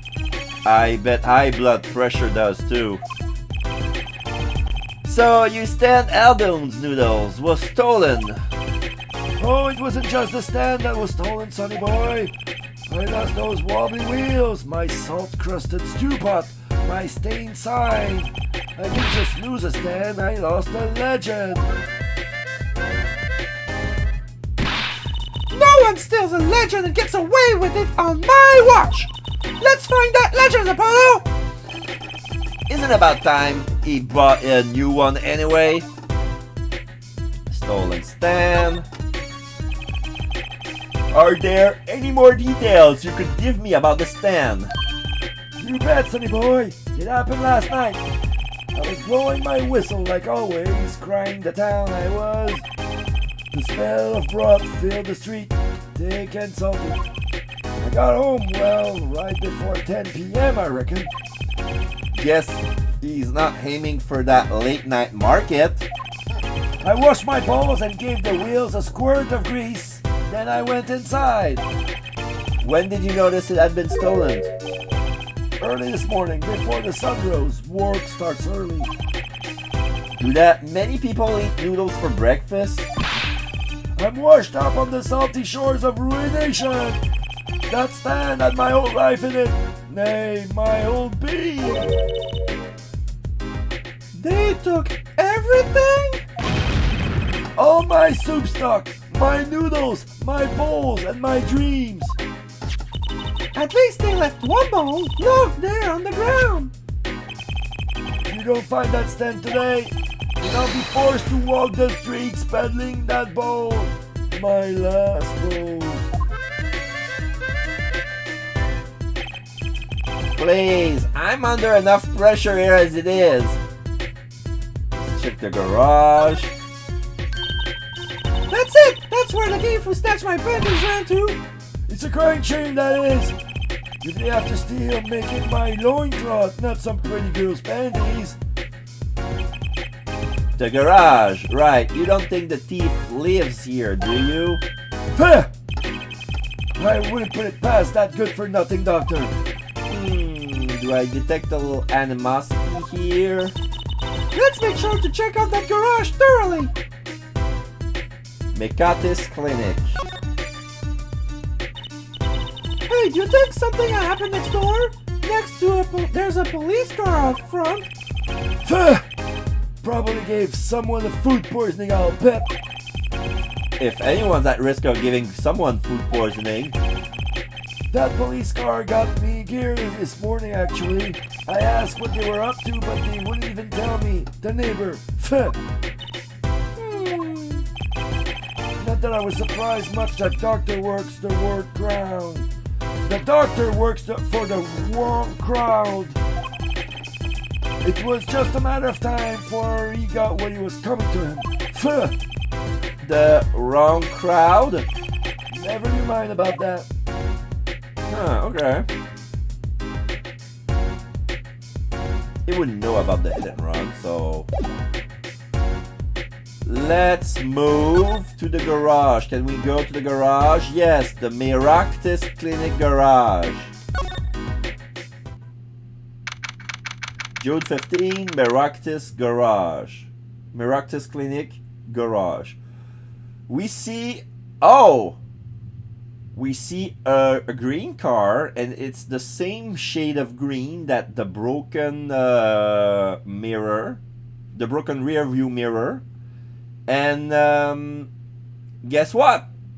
This car has a rear view mirror missing, so I'm pretty sure it connects. So I think we found out the owner of the vehicle of the hit and run. Yay! 1 down, 3 to go. And we have a skeleton hanging from a pole on the left side of the garage with some mannequin parts on the all tucked inside of a box near scaffolding. Near a step ladder and a skeleton. We see 2 spare tires, and we cannot see the plate license. We're gonna examine this place soon. This is the place! This is where that panty snatcher ran! Are you sure? Maybe. Let's look for clues. Clues. Clues to a panty snatching! Clues like a pair of panties! Trucy, could you try not saying panties so many times? What's wrong with the word panties? You prude. What kind of an 18-year-old are you? Oh, there's something pink below the car. Let's see. There's something about this car. Let's take a closer look. Yeah. There's a cell phone on the car and something blocking the exhaust pipe. Let's look at the cell phone. Look, a cell phone. Someone dropped it beneath this stair. If the car moved, it would be crushed for sure. I wonder if it belongs to the doctor here. We should bring it to him later. Cell phone added to the court record. We'll examine that piece of evidence later. I'm gonna check the piece of cloth inside the tailpipe. That reminds me, I once read a record of a case that Mr. Wright worked on many years ago.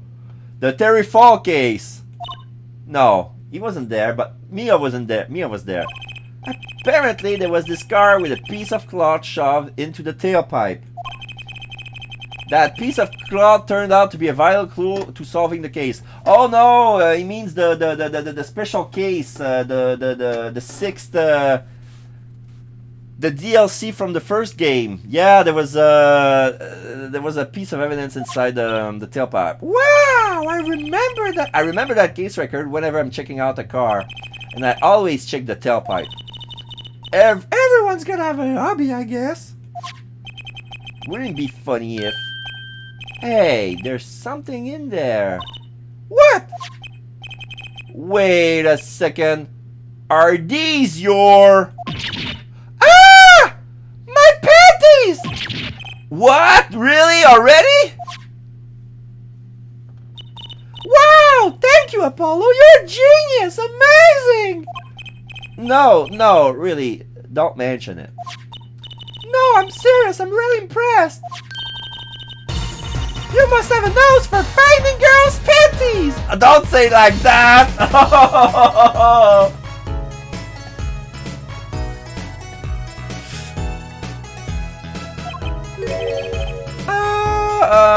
What are those? My little panties, of course! They've come home to Mama! I can't wait to use them. Yeah, for those perverts out there who want a description of the panties, they're bloomers. They're like granny bloomers. They're the same shade of blue powder as what Trucy is wearing. They have big hearts where the eyes would be. On top of them, there's diamonds and then more hearts. And there's next to the waist belt stripe, next to the waist strap, there's a pink ribbon, and there's also elastic straps on the lower part of the legs. So there you go. They look like boxers for guy, but those are bloomers. Grammy panties. Granny panties. You're going to put them on now? Watch closely now. See, nothing in the panties. Ta-da!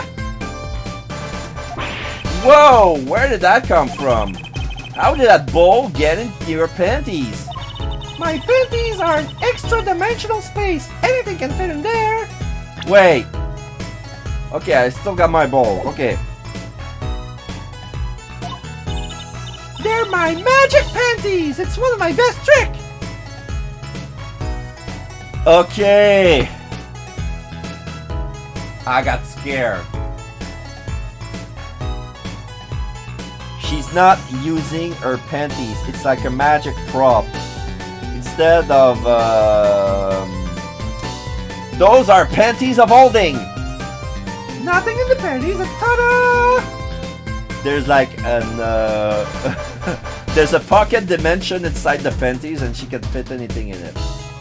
They're my magic panties. Instead of a bag or her hat. Magic panties. They love them over at the Wonder Bar. I do shows there nightly. She's a stage magician and she works at the Wonder Bar. That's how she pays the rent. But she pays half the rent. The other half is with Phoenix poker winnings. You mean those panties are a prop? You could have told me a little sooner! Chusie's panties put discreetly away in Chusie's pocket. But they're in my court record somehow. Well, that's one case closed at least. What are you saying? We still have to catch the sly devil that ran off with the tool of my trade. Oh, right. Something tells me we're not finished searching this garage. Anyway. Yeah, this is broken. I'm looking at the rear view mirror. It's broken. Hey, look at that! The mirror's been broken off. Now, this is a clue. What? You're smiling like you know something I don't. You aren't keeping a clue from me, are you, Polly? A clue? Let's see. Show evidence? Yes. I think I do have just the clue you got in mind. The mirror here. Take that! It doesn't sound. My clue is this.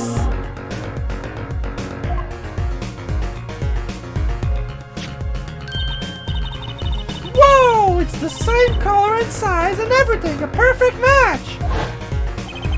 I guess we could check it out. Two pieces of garbage with paint on them. Look at this, Apollo. Doesn't this go on a car? It's a side view mirror. Looks like it was torn off. We got smacked into something or someone. Well, looks like we've just solved the case. So the car that hit Daddy last night Is sitting right in front of us. Yup. Wow, you put the pro in professional, Apollo. Gee, thanks, Trucy. Apollo, Huh? What is it? now that we've solved this case, we should go report to Daddy. He'll mope if we leave him alone too long, knowing him. Okay. He doesn't seem the type to mope, though. And this is hardly a case worth reporting. Okay. We're gonna follow the story. Hello, Alex. How you doing? Are you just coming in? Yeah, we're beginning the chapter 2 of Phoenix Wright. Apollo Justice, Ace Attorney, or Phoenix Wright 4, I would call it. So, right now, our first client is noodle stand owner who's got his noodle stand stolen. And then we found out that Phoenix Wright is in the hospital. He got hit by a car. He was involved in a hit and run accident. He's got hit near a park. And right now he's in the hospital, and he wants us to find who done it so he could sue him.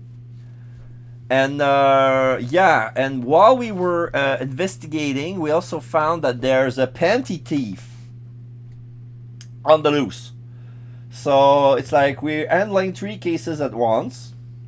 So we found one of the panties, but those panties were a magic prop from Phoenix Wright's daughter, because she has a trick.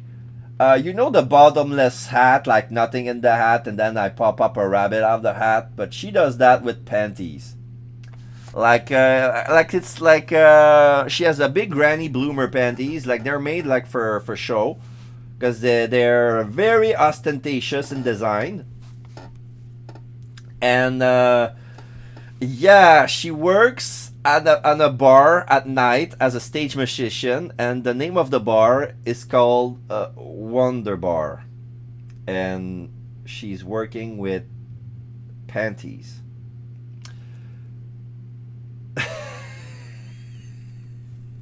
Yeah. So right now we're investigating a clinic who is next to the house where the noodle stand owner lives, and we investigated the garage, and we found out the garage had her stolen panties, and also he's missing a rear view mirror. The car has one left rear view mirror broken, and we found them in the park during the scene of the accident. And on the other side of the park, there's police activity, and we cannot get in because there's been a murder. And we found out that the leading detective in this case is Emma Sky.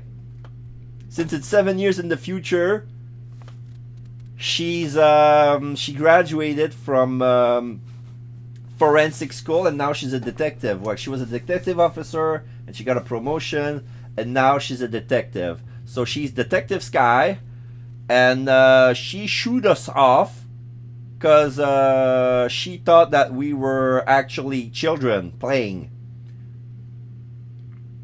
and I didn't have the time to present to her my attorney badge to say, yo. But then again, I don't have. I'm only a noodle stands client. I'm not representing the defendant's murder of this case yet. Like this is like for something for later on. Right now we're focusing on a hit and run and noodle card thief, and we're heading back to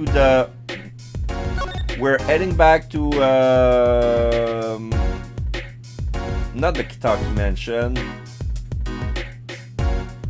I think I'm gonna go to the right anything agency and then go to the Hickfield Clinic where Phoenix Wright is. So we're on June 15, Hickfield Clinic. We're standing next to Phoenix Wright's bed. There's a little piano here, like Schroeder and Charlie Brown.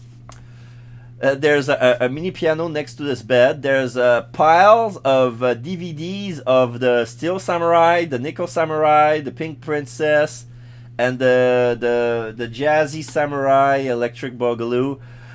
And those are been gifted by a kid that Phoenix knew, and he seems to be pretty rich. So right now, that's what he does all day. He has 5 DVDs out of their cases. He's been watching DVDs all day. He's been watching Steel Samurai show all day. And we also see he smuggled in 2 bottles of wine, but he changed the labels for mineral water. So yeah, what a sneaky fox that Phoenix is. So we're gonna report our findings since we found the card. We found where it's parked, and that way Phoenix is gonna sue him. Yo, how goes it? Daddy, how do you feel? Not bad, Trucy, not bad.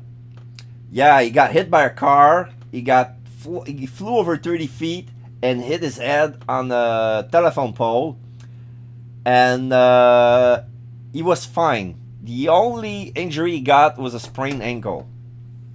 So he got a hospital bed for a sprained ankle, but his head is fine. It's good to have you young'uns on the case. Let's old Daddy-O get some well-deserved R&R. The elderly needs their rest. Isn't he only 33? We cleared up most of the cases. I was right about you, competent. Cable. Tell me what you found out, if you want to. Your enthusiasm is overwhelming. Ugh. Alright, we're gonna present to him the rear view mirror. So this was the thing that led you to the car. Yes, sir! The mirror you knocked off was just the clue we needed. Good work, Apollo. Of course, you might say, I was the one who makes solving that case possible. You don't get points for knocking off a car mirror. We're gonna present him the Trucy's Panties, prop for performing magic found in exhaust pipe of a car in the Miractus Clinic. I can examine that? Oh man, oh man, oh man, oh man. Alright. They're a magical prop. How do they work? Something the matter? I was just wondering if there was like a switch on these. Of course not. Mysterious. Oh, do you want to know the secret of my panties? Ah! No, no, no thanks. Who used magic panties in the stage show anyway? The secret of my panties? I'm gonna present that just for shit and giggles. Look, my panties! They came home to Mama! Thanks, Apollo. I was worried about them too. Trucy special ordered those. A startling display of parental concern. I would hate to have to buy a new pair. Ugh. Shudders. Make that a not so startling display of cheapskatedness. Alright. We found a cell phone found in the Miractus Clinic garage beneath a car. Who could have dropped it? Who could this belong to? It's pink. It's hot pink. It has a watch on it. No, it's rigged to a watch. Wait a minute. Did I just pick up a bomb? Oh my god, I'm in trouble. I'm gonna examine it closely. Look at this cute little watch strap. I want one. It's kinda hard though. What is? I mean, if you wanted to know the time, you could just look at the phone itself. Hey, you're right. Sharp, Apollo. Thanks. Finally, some respect. So what does that tell you? Well, the owner of this phone doesn't think through the details for once. They did. They didn't drop their phone after all. I kind of figured they were a little spacey already. Oh, good point. Let's see what else. No, it's only the watch part that's interesting. Yeah. Wires are coming out of the phone into the watch. It's like the cell phone is making the clock tick. I'm gonna present it to Phoenix, see if he knows anything about it. ...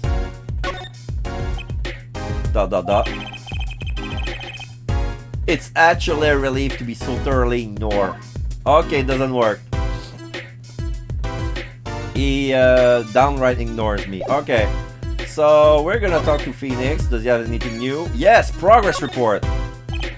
Well, I certainly didn't expect you back this early. Polly's amazing! He found my panties so quick! Almost like he was the one who stole them! You have an interesting concept of praise. And? Did you find the mad driver who gave me that 30-foot toss? Apparently, it was a doctor from the Miractus Clinic. Miractus, eh? I've heard of him. Nothing good, mind you. That reminds me, a police car was parked outside the clinic. Maybe something happened? What is this Maractus Clinic anyway? Maractus Clinic here.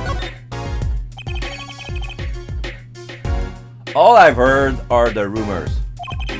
That clinic's been making good money in a bad way. Yeah, 3 shots for the price of 1. Super sale. And the entrance looks like a casino entrance more than the clinic entrance. And the building is built so tall in front of the owner's house. The guy doesn't have access to sunlight at all.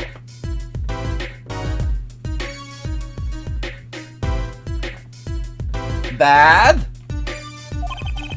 Ties to organized crime, the Kentucky family. Ooh, the Kentucky family. You mean the Kitaki family? Oh, he did that on purpose. Oh, okay. The Kitaki family, we've met them already, because he got ran over in front of their mansion. And the car who drive by them knocked over the paint that they were using to renovate the art that was on their wall, because they have a gate, so they have a big mansion, they have a gate, and they're like walled in instead of a fence, like it's a brick wall, and there's a nice Asian dragon painted on that, and they were using that paint to renovate like the artwork and from the outside. But the car, he ran over so fast, he knocked the 3 cans of paint, and there's blood spilled all over the door gate. Yellow, red, and black, which are the Kentucky family's colors, and their crest is a fox. So apparently they run the Maractus Clinic, but these guys, they said that they're an oriented kind of yakuza. Like they're community oriented, because they gave money to build a park in front of their house.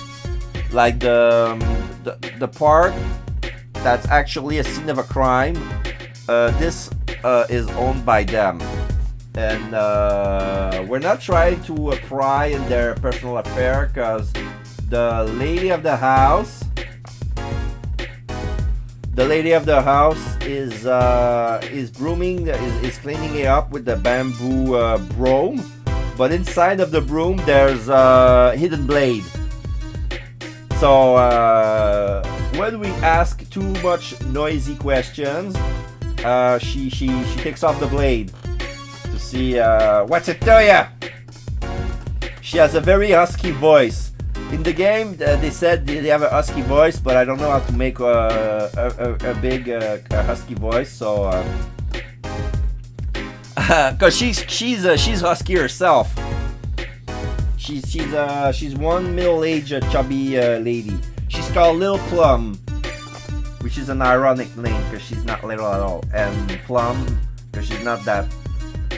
It's like Little Plum you'd give us to a young maiden, a pretty young girl, but she's nothing of the sort.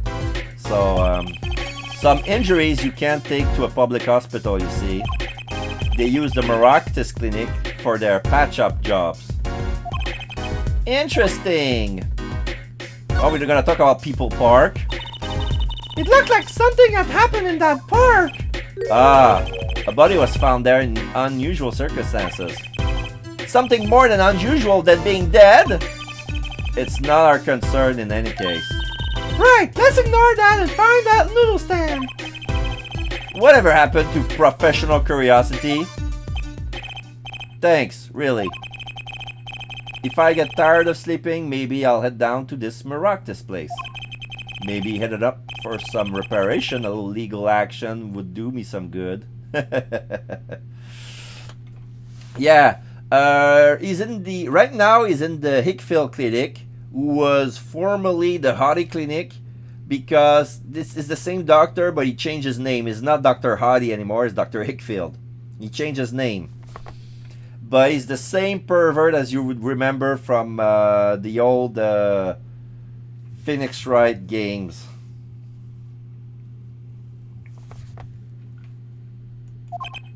I was wondering when I get paid. We solved the case of your accident and found a missing article of clothing. My panties! That leaves the noodle stand. Feel free to drop in if you get stuck. I'd be happy to help with anything not involving money. Goodbye, Kipoko. Hello, pro bono.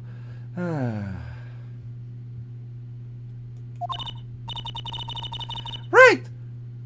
Back to the office to plan our next move! Yeah, they're gonna plan their next move. We're gonna go back. We're gonna go back to the Right Anything agency. It's no longer Right Talent agency. It's Right Anything. Write anything! Get it? We're gonna write anything in that! Oh! You're the woman from the Kitaki place. Yeah, we found the daughter. We ran by the daughter in the park and we gave her our flyer. And now we go back home and she's in our office. Okay. Yes. I knew it! Something's the matter and you want our help, right? Well, you've gone to the right place! This way, please! Right being a pun, because she's using the W from Phoenix Wright. Thank you. My name is Alita Tiala. I have a request. Alright, we're gonna talk to her. Your request? Let me guess. Something's been stolen? Your flyer, it says now defending, so I thought... What? You mean you want me to defend you? Me? Maybe you can tell us what happened? Were you hit by a car? Did someone steal your stand or your panties? No, I'm not the client actually. The client would be my fiancé, I suppose. If you... Well, I suppose you'd call him my fiancé. Fiancé? What happened to him then? He was arrested this morning. The charge was murder. Murder? Have you heard about what happened at the park? Yes, kinda, but no, not into details. Talia's story. Let's hear about Talia's story. So, what's your story? You frequent the Kitaki Mansion, yes? Are you a member of their organization? Oh, no, not yet. Not yet? You see, I'm to be married next month to the boss's son. Right. When we ask about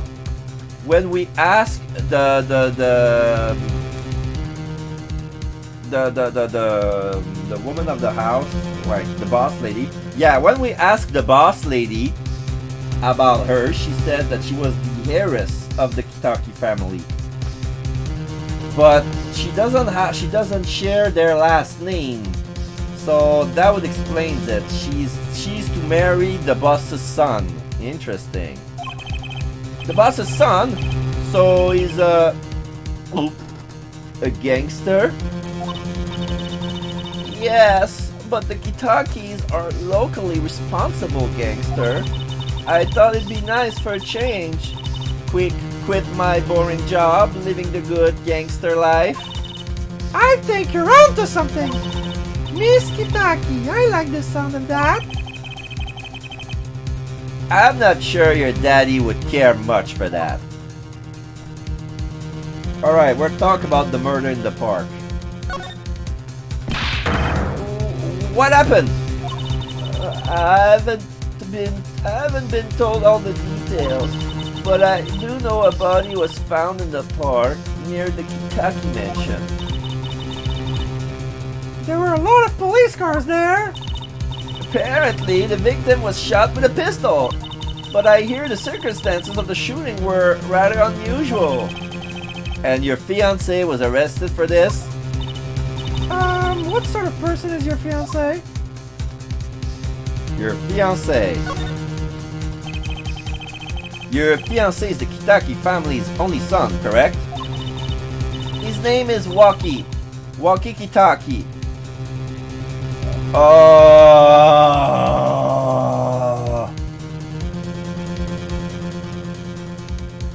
Waki Kitaki. I brought a photo. Oh yeah, he looks like a fox.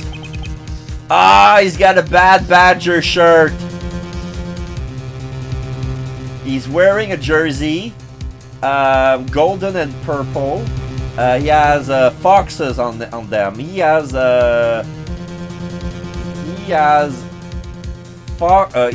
brown hair. He has slit eyes, like we'd see in some anime. He has pink cheeks. He has a V smile, like he looks like his face is oval, so he kind of has a cunning face. And his frontal hair are dye orange like a fox, and they're combed to make a tail. And he has some sort of fox ears next to them. I don't know what they are. It looks like fox ears, but it's like a garment. But yeah. Well, that's quite the photo. It's a photo that's been taken in the inside of the park. I know how he can be powerful and menacing, but oh, so cute. But if he's the boss's only son, yes, I'm sure he'll take his father's place someday. Say, I'm a boss already of this agency. Please help my Walkie. Please. Right, my first solo defense case. Crime boss's son or not, I prove he's innocent. I prepared letter of request. I know you need those. Letter of request added to the court record. Right, let's go check out the scene of the crime. Before we do that, I'm gonna check the little letter of request. Letter of request from Alita Tialia for the defense of her fiancé, Waki Kitaki. Okay.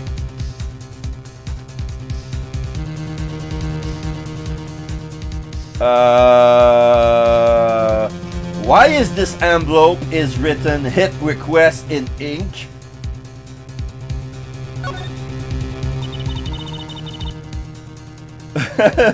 Now, True C says the same question. Why does this envelope says hit request? It's a bit of a lingo, like calling a hint or a hitman.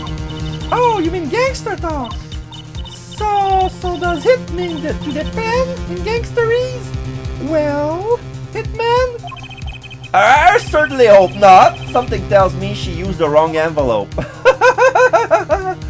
Oh my god, I cannot open it inside. I cannot, oh, that's the only thing I can see from this envelope. Oh man, that's bullshit. Yeah, that seems to be important. Yeah, but, well, yeah.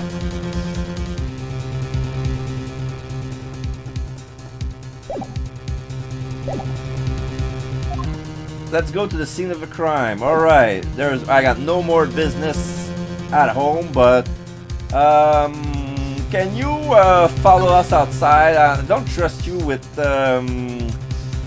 keeping you here, keeping you here alone in our oh, the detention center open. Okay, we're gonna go to the detention center. He's probably there. June 15, detention center visitors room. Polly, you look as happy as a clam in its shell.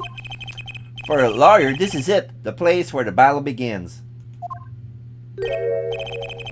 Ahem. You need something? This is the guard. Ah! Yes, we're attorneys. I was hoping we could see Mr. Walkie-Talkie. Sorry, he's in questioning right now. Could take a while. Drat!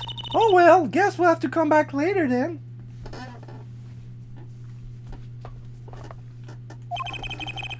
So much for that battle. Alright. I'm gonna come back to the detention center later. Right now I'm gonna go to the Kitaki Mansion. June 15, Kitaki Mansion. So this is it, my first murder crime scene.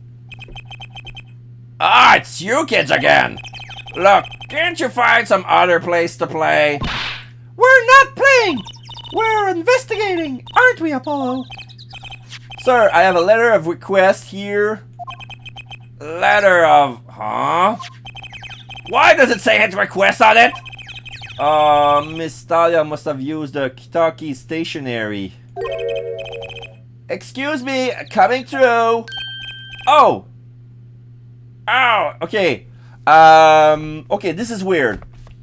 That guy looks like Christoph Gavin. He's called Mr. Gavin, but it's not. This guy is wearing purple burgundy vest on top of a black shirt.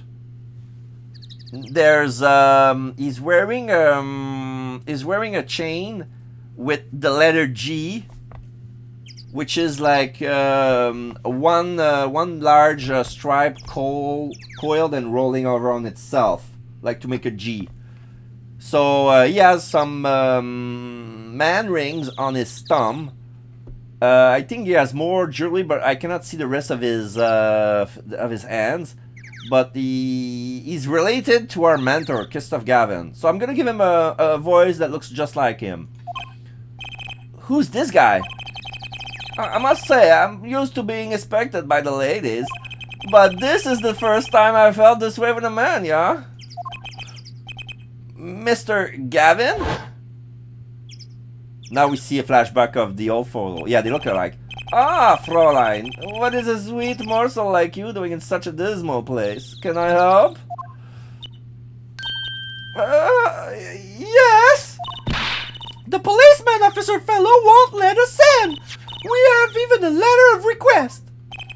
You must be exhausted standing out here. I will take you to the scene of the crime. Oh, really? By your leave, officer. Yes, sir. Of course, sir. Very well. This way, Fräulein. No. He's too old he's too young to be his dad. He's either his younger brother or his twin brother. Cause he looks younger. He looks like the way he looks like a guitar player, an idol or something. Like they're not dressed the same. Whee! Hey, what about me? Ah, you only bring the girl in. Gavin only brought Trucy in. Alright, he's in. Alright, he's in. People's Park. Okay. Oh, I see. Alright, we're inside the park. Guess what? We found Eldoon's noodle cart. He is trapped by a statue of a police officer on salute. There's blue tarp on 3 corners of the cart. And this photo has been taking place on the same spot as walkies. So we know this is the People Park. On that note, enjoy your investigation. Thank you. Will we see you again? Ask the wind, Fräulein. I'll be riding on it. Bye-bye. And he leaves. Who was that? Eek!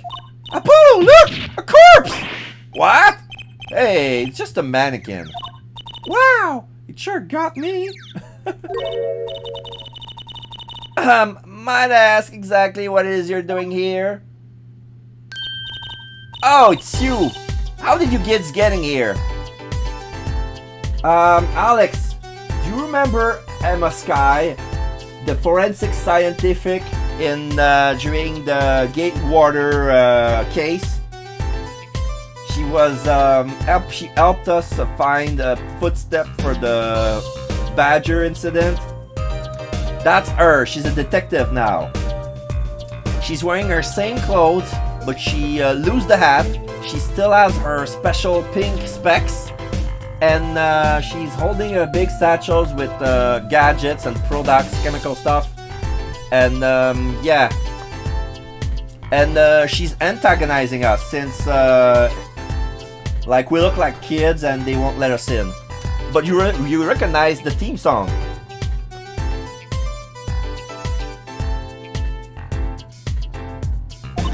Oh, this guy, well, he was more like a prince, really. He let us in. Him again. That glamorous fop, always getting in my way. Anyway, this scene is off limits. Excuse me, we have a letter of request. One moment. Why is she holding that big magnifying glass?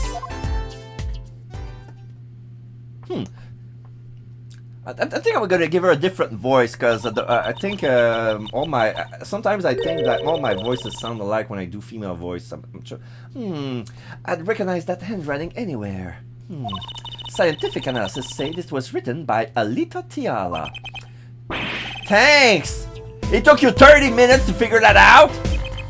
So, what's up with the mannequin there? It's taking the place of the body, preserving the scene of the crime as it was found. What? The body was pulling the stand? So, you're a defense attorney, are you? Detective Emma Sky, I'm in charge of this crime scene. She doesn't seem that happy about it. Yeah, she does look away. Yeah, she doesn't seem that happy about many things. I trust you know how to stay out of the way. I'll always carry 2 pairs of handcuffs, just in case. Okay, we're gonna examine that scene.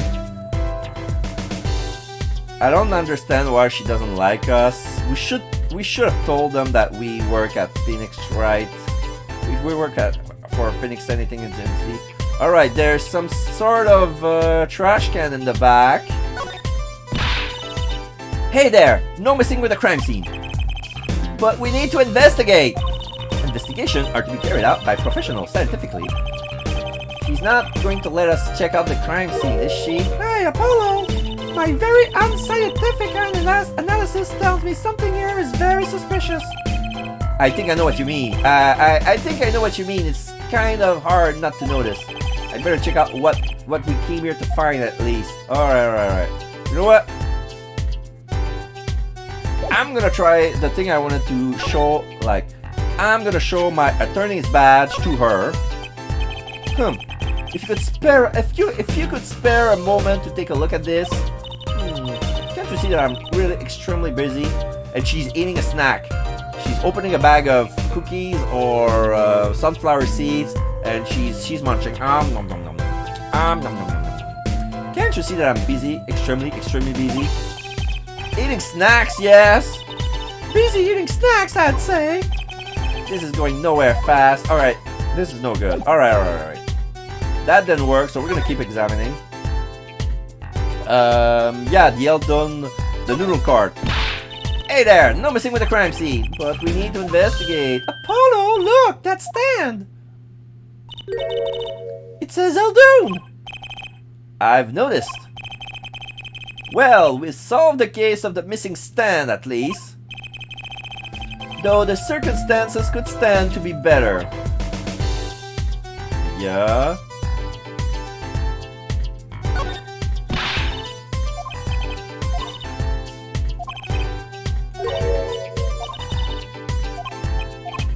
Yeah, I think we're gonna talk to her more, and then she's gonna let us examine stuff.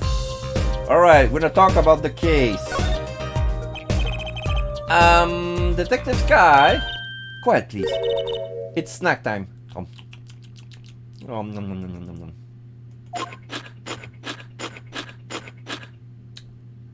That's the munching.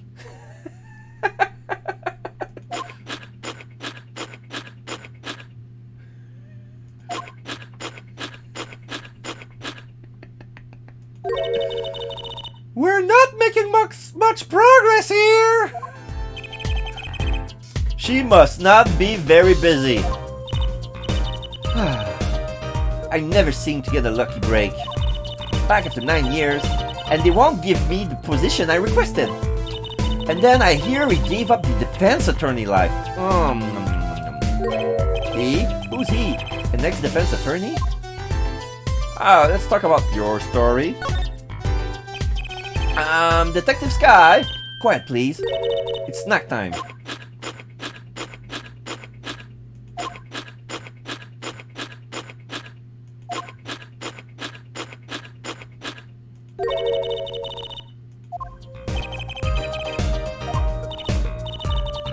It's the same dialogue. I don't get it.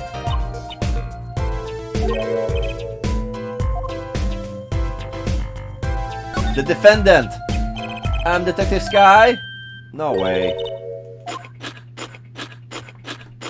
I cannot get out.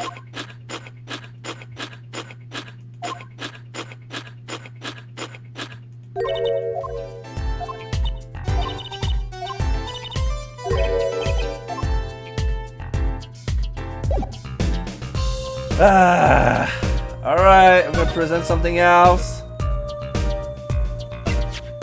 This cell phone, does it belong to you? If you could spare a look at this. No. Alright, it's the same dialogue.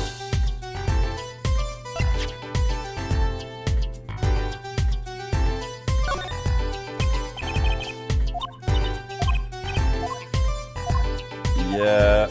Alright. What else can I examine? I'm gonna try this.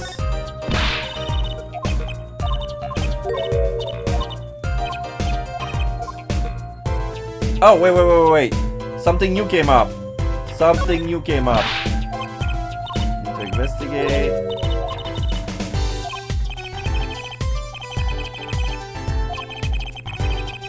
What we came here to find, but we already did. The Eldon new card.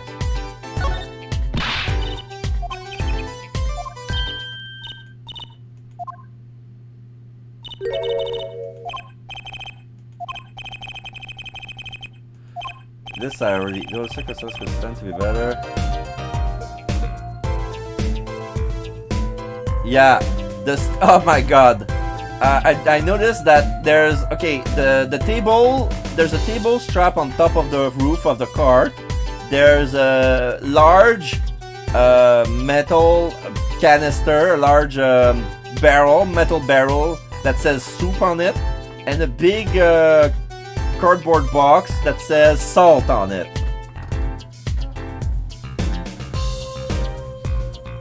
Yeah, there's a sound file for her crunching, eating, munching. Nom nom nom nom. Alright, examine this. Can we examine this?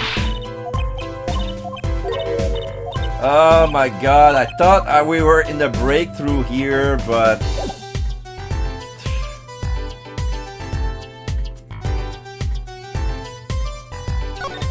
What can we do? Alright, I'm gonna talk to Phoenix Wright, see if he can unlock stuff for us, cause this is going nowhere and I'm sick of it. Alright, Ickfield Clinic. Oh, there's a cutscene here. June 15, Ickfield Clinic. Ah, you're back. Run into some problems? I would say. Oh, Polly! Didn't you want to tell Daddy something? Who, me? No, I'm fine, really. What's this? So there is a problem. No problem. Actually, I got a defense request. A defense request? That is a problem. Huh? I've given up the court. I'm not a lawyer anymore. The request was for me! For me. Oh, right. You're a lawyer, aren't you? He's doing it on purpose. I know it. Alright. New dialogue. Murder. Okay. So, what about this defense request? It's related to the murder in People Park, actually. Guess what? We found Mr. Eldoon's noodle stand at the scene of the crime. Did you now? That's unusual indeed. Never heard of a noodle stand being used as a murder weapon. I think the murder weapon was something else. You mean you don't know what the murder weapon was? That funny detective lady won't let us on the scene. What kind of a detective wears a lab coat anyway? A lab coat? Didn't think she'd be involved with this. You know her? You could say that. Sky connection. Yeah. So you know her, don't you? I met her on the case. This was about 10 years ago. She was still a high school student at the time. That would make her about the same age as me. That's my daddy. He knows all the police types. Oh wait! Maybe you know that other guy too. That other guy? That shining prince on the motorcycle. Oh! Prince? Mysterious prince. Apollo, tell me about this prince of true seas. Indulge your concerned father. Yes! He was at the crime scene. He looked just like Mr. Gavin. Oh, did he now? You know him? My guess is Christoph's Gavin younger brother. His brother? We're acquaintances after a fashion. Clavier Gavin, rock and roll god incarnate. So he's a rock and roll idol. He's a rocker. Clavier Gavin. Clavier. Clavier. Ah, clavier, like keyboard.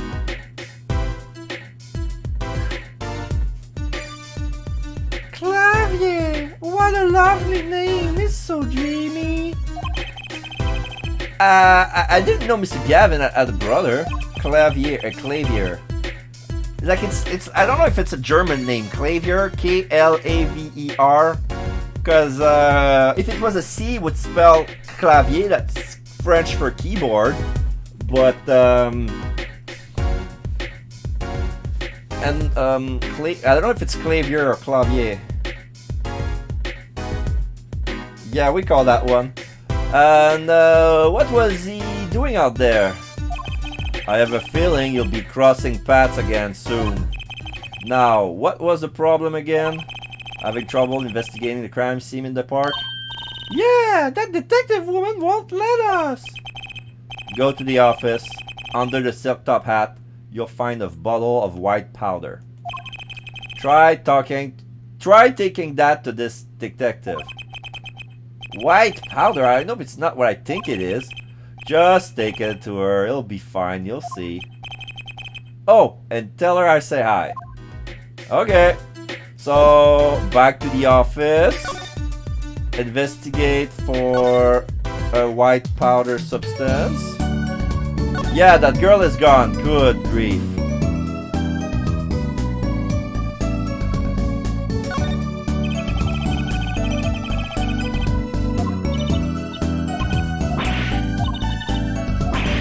No, that's still the hula hoop. I thought that was okay. No, not examine. I don't want to examine. Go back. Talk. The case. Any leads? Well, do we have any leads? One moment. Alakazam! Alakazing! Whoa! Where all this evidence come from? So what happens next? That's it. Pretty neat, huh? Yeah, neat. The case. I think we should focus on finding more information about the case. You seem to be having fun. Of course! This It's my first criminal investigation. It's so mysterious. A noodle stand pushing a dead man alone. I think it was the other way around. The dead man was pulling the stand. But you're right about it being mysterious. I knew it! More information, that's what we need! Man, under the desk.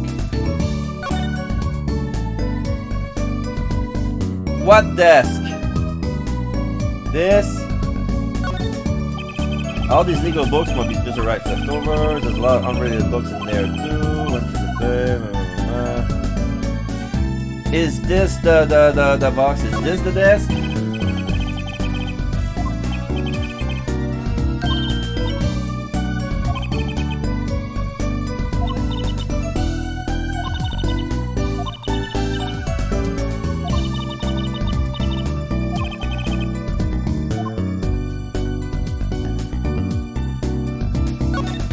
Oh, I didn't mean to press that.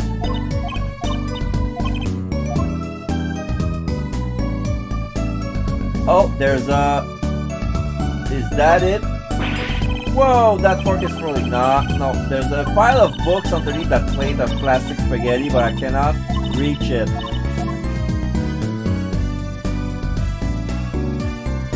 Ah, man, I need to go back. I think I moved too fast. I'm gonna go back to the Hickville Clinic. I think he meant...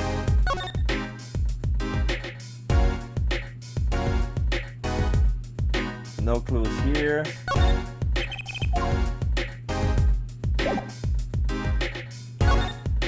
I'm gonna read the statement again.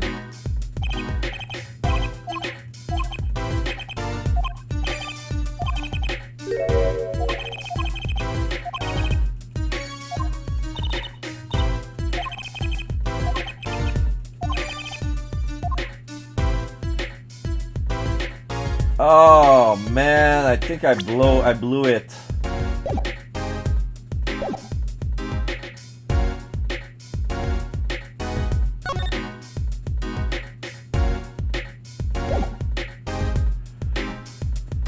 Oh man, I cannot retrace it. It was like a special dialogue.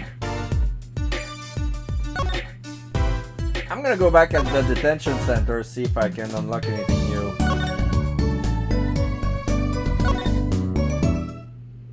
No. Still under interrogation.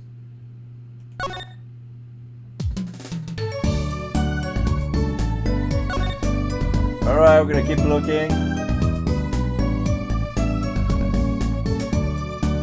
Check this out. That table doesn't look sturdy. Teapot disappear. The tea changed from Earl Grey to regular.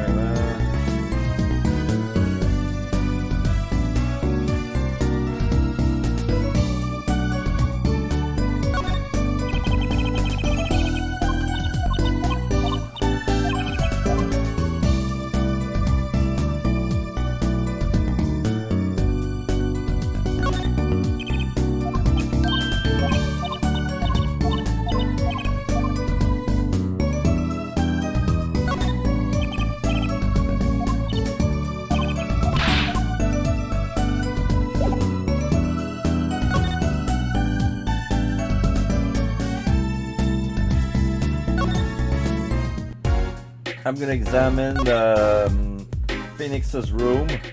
Must be something in between his mess. Mr. Wright's bed is really messy. Look how messy it is. Blah blah blah blah. DVDs. The Zappy Samurai.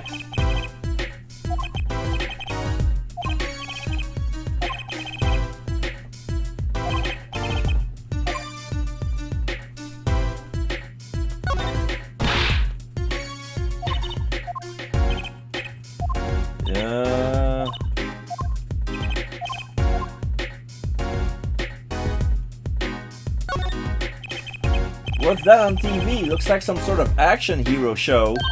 Oh, I know that one. That's the Sniffling Samurai. His booger flick attack was a big hit with the grade school crowd. I had no idea you like this kind of stuff, Mr. Right. Well, what else is there to do when you're stuck in bed? Besides, the episode will just keep piling up if I don't keep up, you know. Yeah. Try not buying down. Now is the only time I get to watch and write up my reports. Your reports? It's a long story, like a lot of things actually. Okay.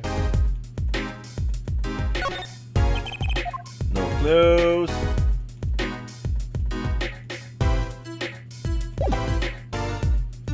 I'm gonna move back to the crime scene. Maybe this is gonna get unlocked.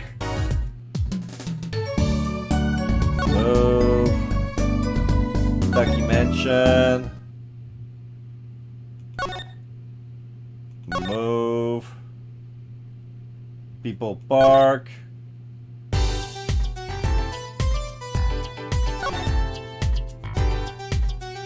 Nothing new here. Ah, man. I don't want to end it here. I'm stumped.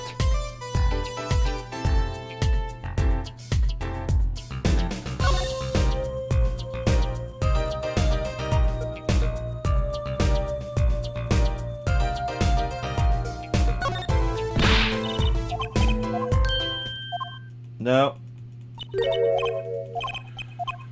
Oh, God.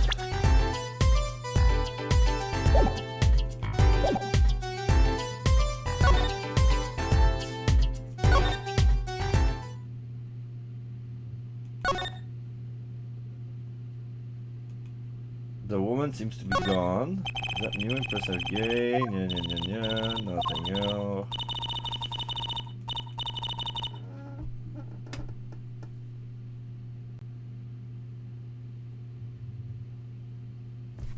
It's a guitar amp because clavier is a famous amp in the rock industry.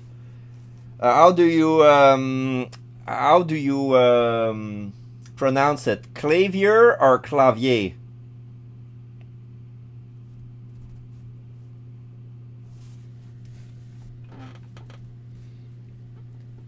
I know you have a auto spell, so try make it work.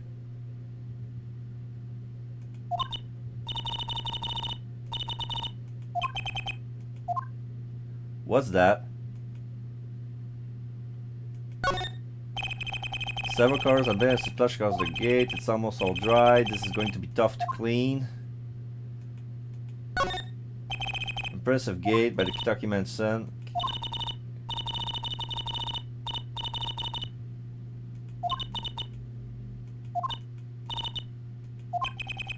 Okay. I'm gonna write you what I'm gonna read what out loud what she Trucy is saying, because this is a new commentary. Look at the nameplate, Kitaki. That's so cool, short and blunt like any good gangster. Oh, let's change our name. How about WAA? Wah! Maybe that's too short and blunt. What do you think? No comment. Wah! You pronounce it like it's spelled. Yeah, but it's a French word, so clavier.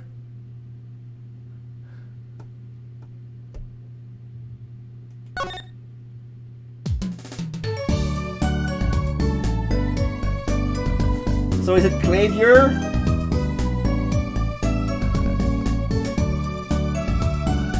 Alright, I'm gonna examine everything again. Until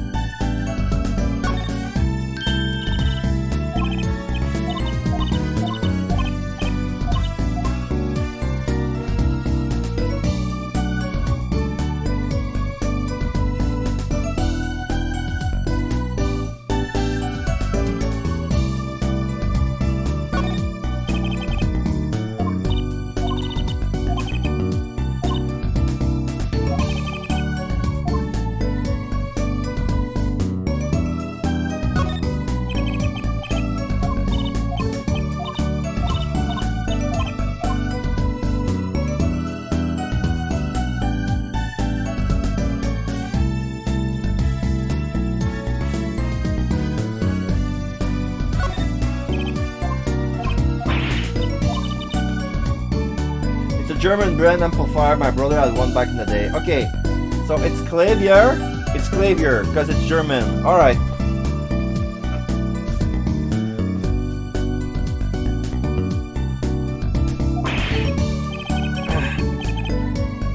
So I was right by giving them a German accent.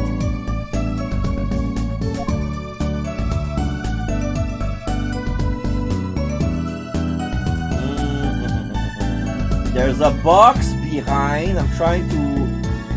The problem is there's a box behind the flying spaghetti, but every time I try to select it, it makes me hit the spaghetti. I'm getting mad. And there's another parcel.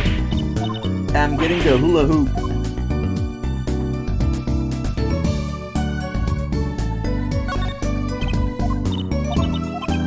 Alright. Guess I'm gonna have to pause the game right here to look it out to see. Because I have to look it out on the internet because I really don't know where to look. It says it's in my office, but I don't see anything that looks like a desk.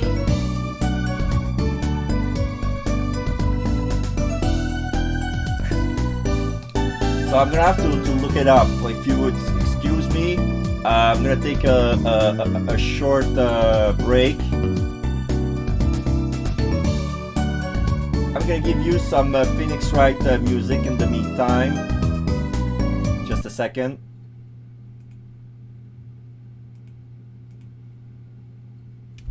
Be right back. Ow!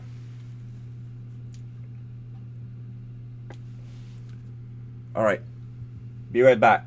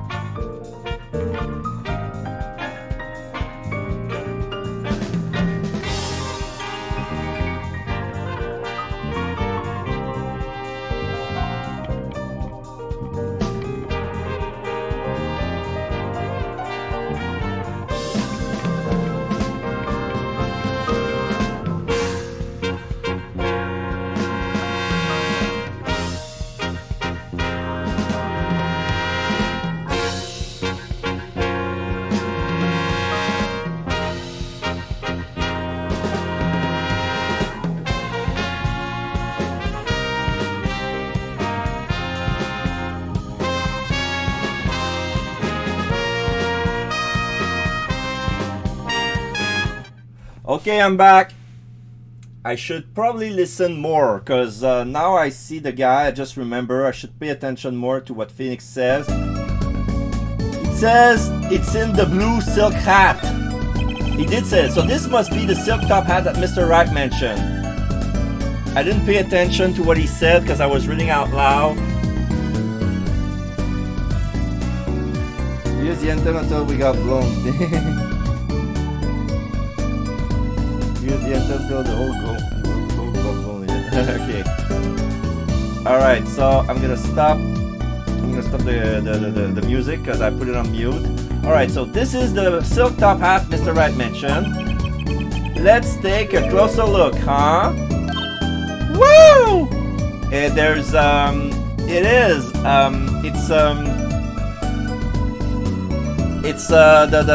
it's white powder and there's some sort of puffy ball with a stick hanging out. Like this is made to dust for prints. So this is like powder to forensic powder that we use to dust for prints. Phoenix Wright was using it during his case 10 years ago. And if we show this to Emma Sky, she might recognize it as being the gift, the thing that she give to Phoenix Wright. You know what this is, Trucy? I remember finding some in Daddy's dresser when I was little. I thought it was sugar, so I licked it. He got mad at me. This is getting more and more suspicious. White powder placed gingerly into pocket.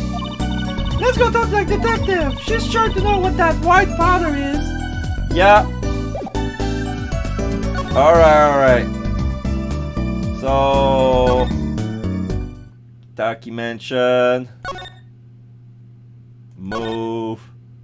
People park. Alright. Got something for you, Missy. Does this ring any bells? Is that? It couldn't.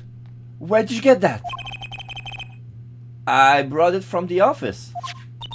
You work at the Wright & Co. law offices, yes? Yeah, sort of. Detective Sky, how do you know my daddy? The daddy? I'm sorry, who did you say you were? Trucy Wright, Phoenix Wright's daughter. What? Mr. Wright has a daughter? You seem shocked. Well, if you're Mr. Wright's daughter and you're his apprentice, then I'm available to help you in any way I can. Thank you!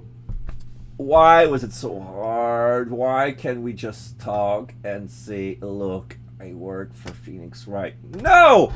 We have to go fetch a 10-year-old bottle of white powder inside of a silk top hat, and I just forgot. I didn't pay attention. I'm such an idiot sometimes.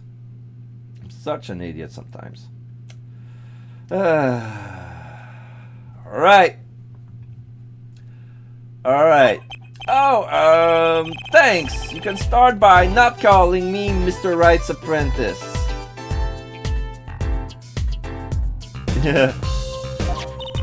This powder is used for detecting fingerprints. Fingerprints? I guess you might call it a memento from the time I spent with Mr. Wright. White powder memories.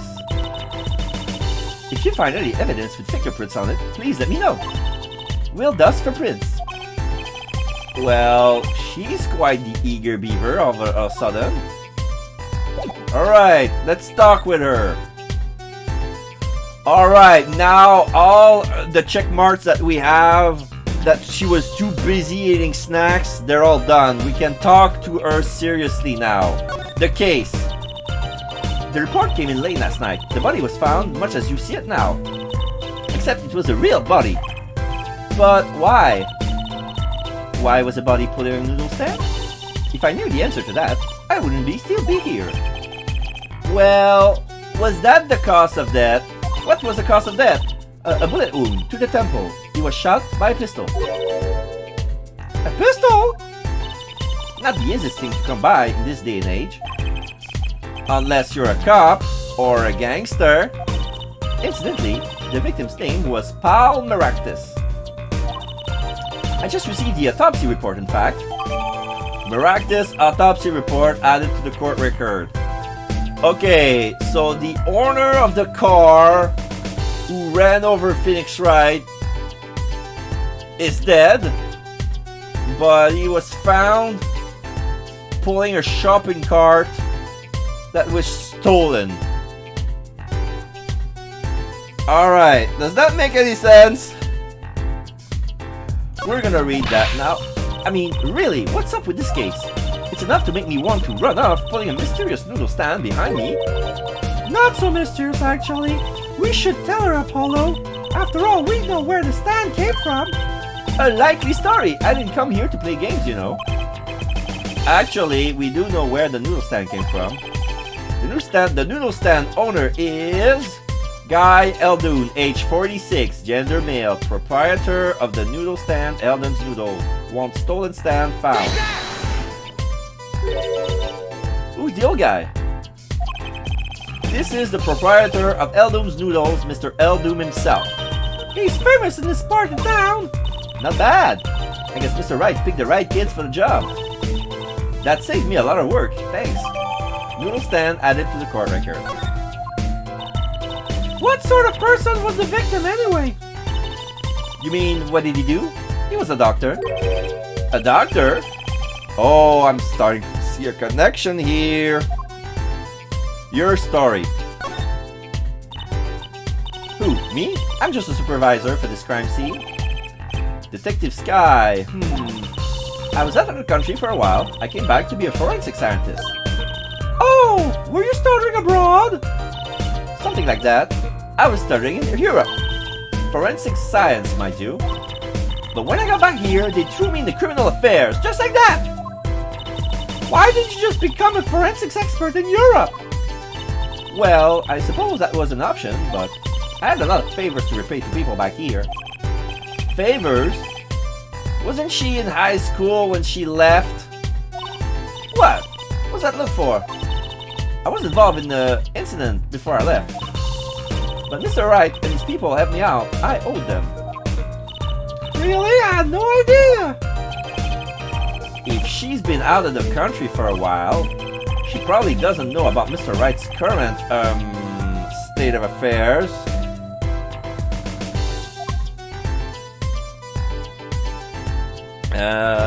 The defendant. Could you tell us a bit about the defendant? He's the only son of the Kitaki family, yes? What Kitaki? I don't know if he is a boss's son, but he's certainly throwing his weight around. Violently? In the detention center? I see. Why was he arrested in the first place? You are a defense attorney, aren't you? You're not his by any chance. Actually, yes I am. Well, we have a witness to the moment of the crime. The witness called the police. They'll be testifying during the trial tomorrow. What? The victim. Could you tell us a bit more about the victim? Well, let's see. Apparently, he's the physician at a clinic in the area. Quite well off, too, from the sound of it. The clinic's name is the Meractis Clinic. Maybe that's why the cop car was parked there. What? You've been to the clinic? Yeah, though on our related issue, I told the detective about the case of the stolen noodle stand. I see. So that means Dr. Meractis stole the stand and pulled it all the way here? That would seem to be the case. But why? Don't ask me! Alright, we're gonna examine this finally. That garbage can in the back, there's got to be a good clue or two around here. You and your trash cans, go ahead, knock yourself out! Please, can't you see I'm doing my... Huh? Look! Another pair of underwear! Wow, Apollo, you're a genius at finding panties! From the color, it looks like they belong to Miss Kitaki. I don't know why they're here, but alright. Stop saying that! Wait, these aren't. They're not mine! Could these have been stolen too? Bloomers added to the court record. Alright. Now I'm gonna study the mannequin. This mannequin is dressed up to look like a police officer. I've seen one of those at the station. A mannequin in place of a body. The body of the victim has already been removed. Do you think the victim was the noodle stand thief? What? You think someone killed him because he stole it? Yeah! Taking care of business, little Plumky Talkie style. Try not to sound too eager about that, please.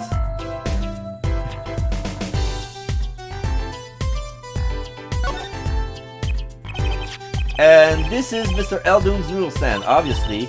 He does say Eldoon in big letters, doesn't it? And that mark on his paper lanterns there looks familiar.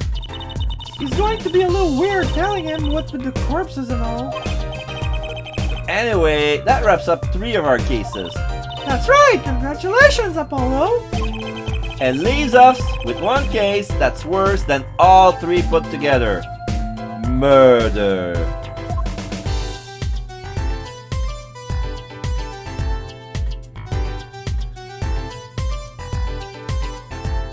I'm gonna check the tarp. Blue tarps had been placed on the ground around the stand. Apollo! I bet the victim was going to have a picnic here. I guess he could have eaten all the noodles he wanted. Don't touch those! Those are preserving the crime scene. Oh! I guess the police put these tarps here after all. Okay, okay.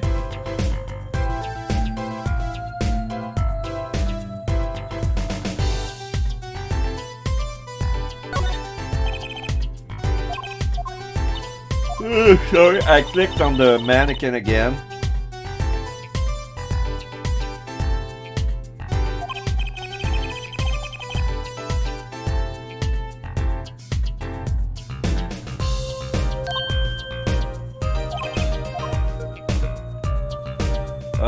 What else can we find here? Examine this. It's still part of the card. No, it's still part of the card.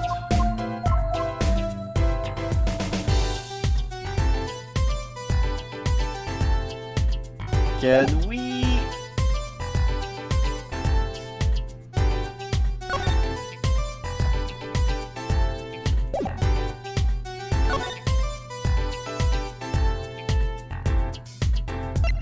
I want to read Meraktis' autopsy report.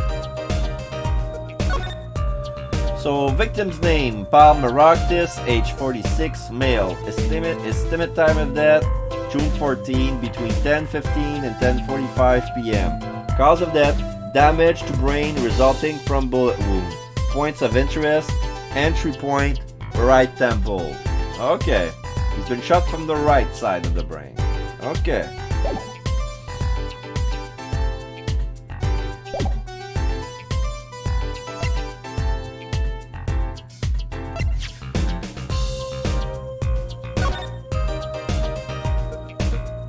Oh, I'm examining the bloomers and there's some Japanese letter in the back of it and there's a puppy in the middle. These bloomers, they sure have a distinct design. You certainly don't know how they belong to a glance. You certainly know who they belong to at a glance. That way she doesn't have to write her name on them. Genius! I would think writing your name would be easier than drawing a plum blossom. A plum blossom? Those are plum flowers? Huh? Really? I didn't know that. No, the killer the killer was not a lefty. The killer was at the left. No. The killer shoot him from the right. If the entry wound was on the right temple, that means the killer shot him from the right side. So it was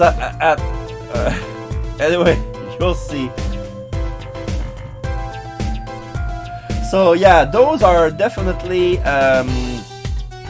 Miss Kitaki's bloomers.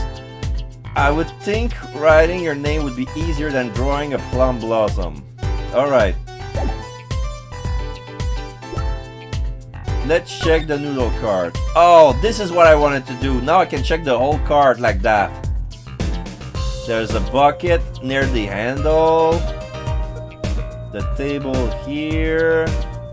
There's the wheel. Let's turn this baby around. Let's see what else that can we find.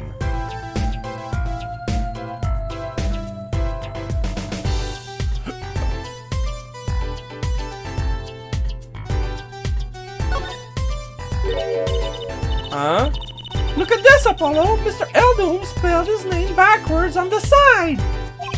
I think that says noodle. As in Eldoon's noodles. Oh, I get it. So the name of the store is the same whether you read it forward or backwards. Yeah, I guess it would be. Except for the last S. Then how about a store called Team Meat? Close. But that would be Tayem Mayet backwards. And what kind of store is that? A Latin team meat store. Tayem Mayet. Why, a store that sells meat. It's not meat unless it's Team Meat.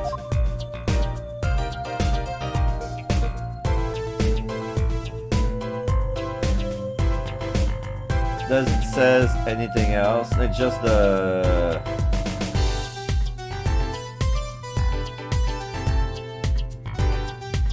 Nothing particular. Okay. Alright, so I think we're gonna inform... we're gonna come back here for sure, because right now there's not much we can do, and the police are still there.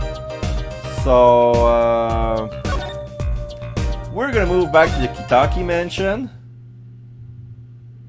And she's not here. Okay, we're gonna move back to the Eldoon's house. Yes, June 15, Eldoon's house.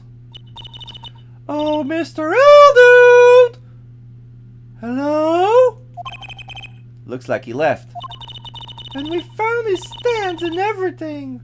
What about our free bowl? Oh, too bad. Looks like we have to wait a little longer for that bowl. So sorry. Sorry about that. Oh, I'm so sad I'm not gonna be able to taste an extra salty bowl of noodles. Oh, what a bummer.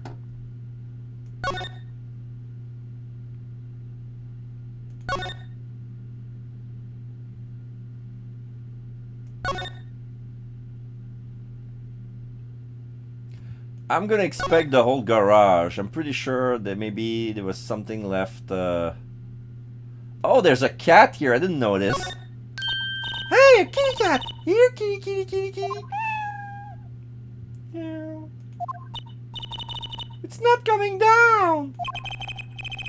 We do look kind of suspicious. You have to admit. It's okay, kitty cat. His hair won't hurt you. It's okay, kitty cat. She won't make you disappear into her hat.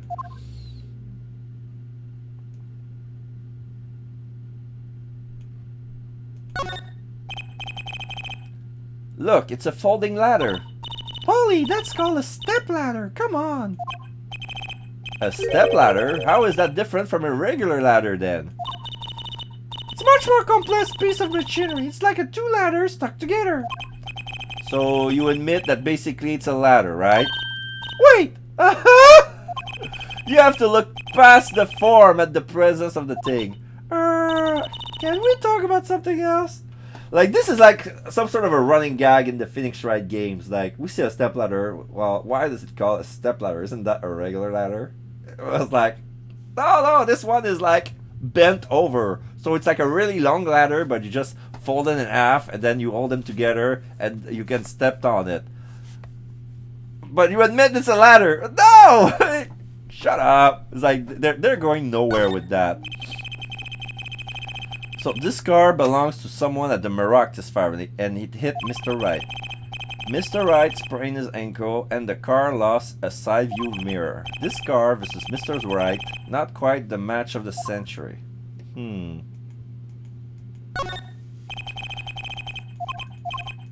Yep.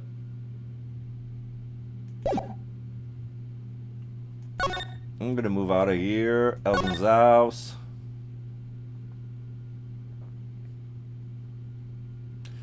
Yeah, there's not much to do here. Oh, I'm gonna check the detention center, see if they're done.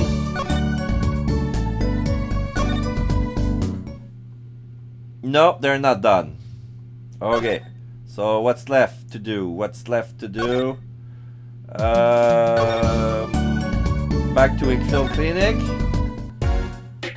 No.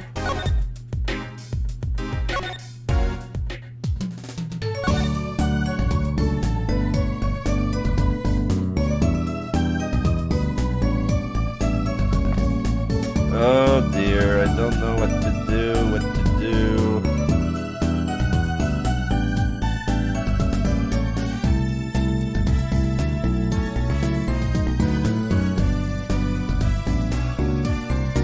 Yeah, I'm gonna go back to the park. I believe there's some unfinished business. I'm pretty sure I didn't check everything. There's something, Kentucky Mansion. Move. People Park. Yeah. The more I look at it, like there's something on the ground. I thought it was a pole. I'm gonna examine that too. I thought this is something different. It's a knife. A shiv, to be precise. Oh, lingo! The defendant, Wakikitaki, is the son of known gangster. The police are assuming this belongs to him. Wait, but wasn't the murder weapon a pistol? Huh? Look at this! There's a handprint on the shiv. A handprint? There might be a fingerprint. Let's investigate! Yeah! Right, first choose a fingerprint you want to examine. Choose a fingerprint? Look closely at the handle. Yeah, we see 4 fingerprints. See? There's more than one fingerprint there. Those black spots? That's right. Pick the ones you want to analyze. Okay, this one. Right, let's get detecting. Wow, she's practically glowing with excitement. First, sprinkle some aluminum powder over the print. Just touch the screen like this, see? The oil left by the print absorbs the aluminum powder. So you just dust it on and blow it off. Blow? It's like whistling. You know how to whistle, don't you? Just put your lips together.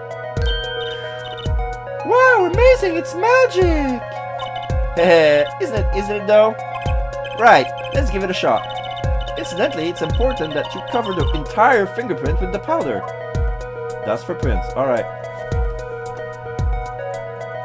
I'm clicking on it.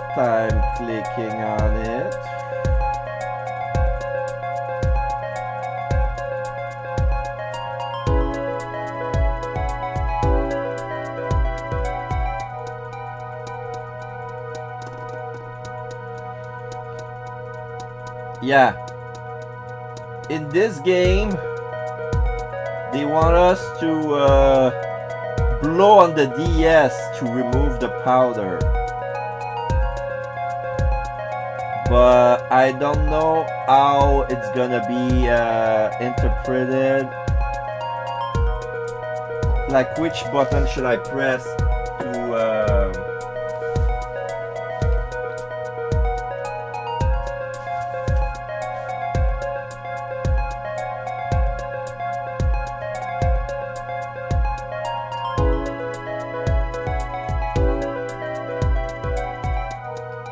I'm gonna check the control. Input, wait.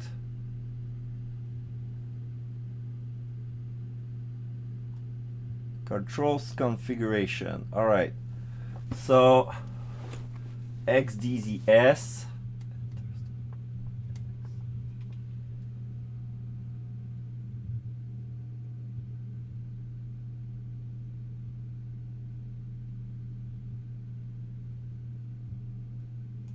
Okay, let's see. No. I tried to remember how I did it last time. Sound setting.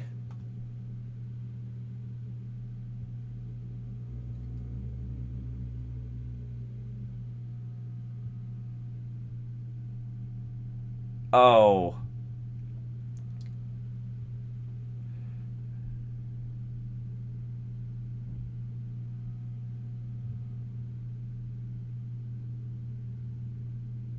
Check the sound view to see if the game is using capture.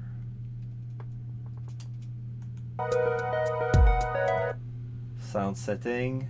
No. Sound viewer.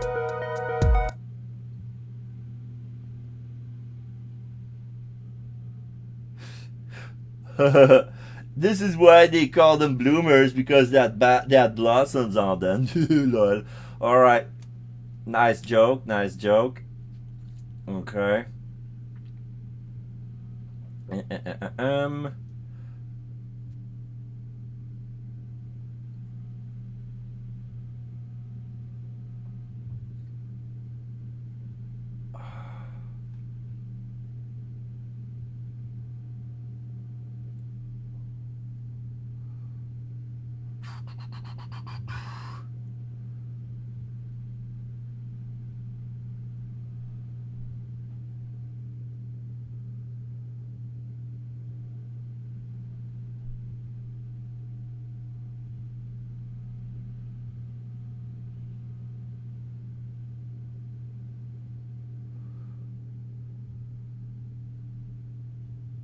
Hotkey config, control O. Wait.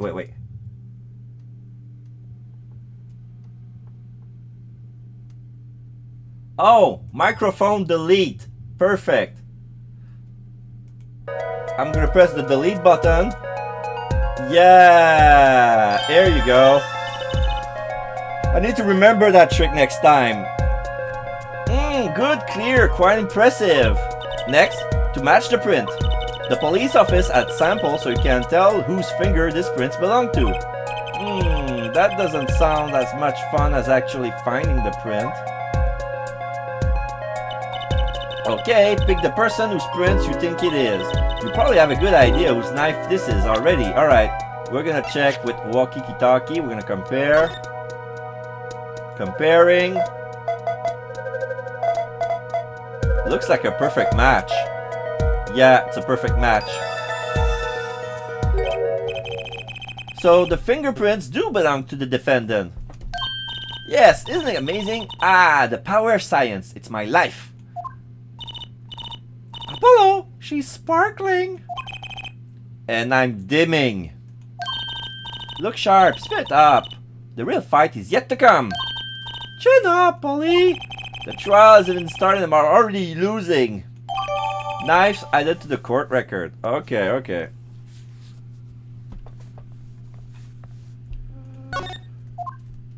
So, have you met the defendant? No. Visiting hours are almost over at the detention center. You might think about wrapping up over here and heading over. Good idea. I don't know what good it will do, but we have a witness and a knife with prints. Have I mentioned I got a bad feeling about this? Don't worry, it's like a right tradition. Some tradition I can live without. Alright, I'm gonna move to the detention center.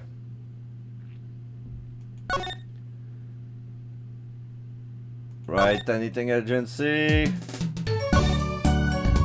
Detention center. Yeah! June 15, detention center, visitors room. I'm sorry, meeting hours for the day are all done. But we still have 3 minutes! I'll put it on your request, so I'll put it on your request, but don't expect anything. The father talking in the private room. The father's talking in the private room with him. The father? You mean like a priest? I mean the suspect's father, Mr. Winfred Big Wins Kentucky himself. I'm doing a Peter voice because that's how I'm trying to preserve like the tradition of Super Blitzman. He gave that voice to the guard, so I'm using that voice. Like this is Peter the guard, Peter Griffin the guard. All right. Not someone I care to meet. Die, you! You're the one on your way out. Huh? Ah, they're here. Oh, this is the boss. This is the father. Oh my God, he looks just like he looks just like Marlon Brando's the grandfather. I'm gonna give him the grandfather voice. Whoa, this guy's radiates power. He has a red bandana that says Kitaki in white, and he has an apron with a cute fox's head on it. The cutest fox's head you can find. He's got a leaf on his head. The fox, that means, not him. And he looks like he's gonna kill someone. I'm gonna give him a Godfather voice. Power with a cute apron? You're Walkie's lawyer? Yes, sir. Well, I'm Big Wigs Kitaki, fourth head of Kitaki family. Capiche? Actually, I came to speak to your son. Mr. Justice, Yes? my son's innocent. He killed no one. If he were found guilty, he wouldn't be good. Capiche? Yes! I'm all about capiching. Capiche is loud and clear. You gotta do more than just understand to make it. You'll learn though, even if the lesson comes at the end of your short life. I don't feel so good. What's the big idea, old man? You can't treat me like a kid no more. Not now. You know, oh my God. All right. The more I look at, he has some trait on his face. You know those Naruto chick bars? He got those too. He looks like a Naruto face. I'm not gonna give him a Naruto voice, but you know what? Fuck it. I'm gonna give him a Naruto voice. You know I believe it. Believe it. You know the dangerous. You know I wanted to go to the clink. I like it here. You must be Walkie, yeah? A cheese, not a cheese, and he does hard time, bazoy! No, okay. Alright, he's talking gangster, but I'm not gonna talk. Talking with a Naruto voice with gangster slang. A cheese, not a cheese, till he does some hard time, bazoy! You'll see, when I get out of here, things will change. Silence! Oh! My apologies, Mr. Justice. He's actually a nice boy. Ooh. Forgive me if I have a hard time believing that. Ha! You can't take me under your wing this time, old man! You heard me? I don't need no trial! I did it! But he's doing a Naruto angry face. He's doing a Naruto angry face. I don't need no trial, I did it! Oh my God. He looks so much like Naruto, but I can make it talk gangster and making sound like, you heard me, I don't need no trial, I did it! I think that's enough for today, Mr. Justice. Don't let me down tomorrow.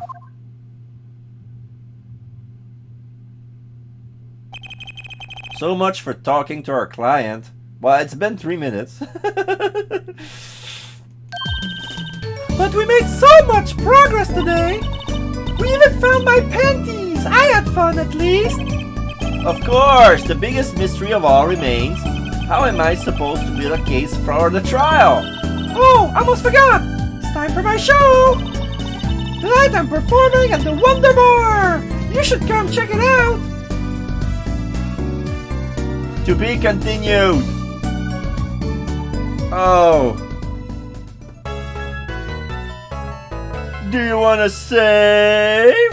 Yes, I want to save, but the question remains, do I want to continue? It's been 3 hours and 30 minutes, and I don't know, man. It's up to you. Alex, do you want to continue? Or do you want to sit one out and wait for next time? I can go on. I can go on a bit, but I'm gonna have to stop mid-trial, or maybe not. We'll see. We'll see how it goes. Maybe at the end of the first part, like in another to be continued. Alright, June 16, 9:46 a.m. District Court, Defendant Lobby, number 2. Mr. Wright's not here today? He said his old foot injury was acting up. All injury? He was all smiles yesterday. Yes, he smiled when he said he'd be fine, as long as you're here, Trucy, air quote. Yes, fine. We'll be fine. Here comes justice! I started my voice training at 5 this morning. Oh, do some now. I want to see her here. Huh? Oh, okay. Ahem. My name is Apollo Justice, and I'm fine! That sounds more like a self-mantra than voice training.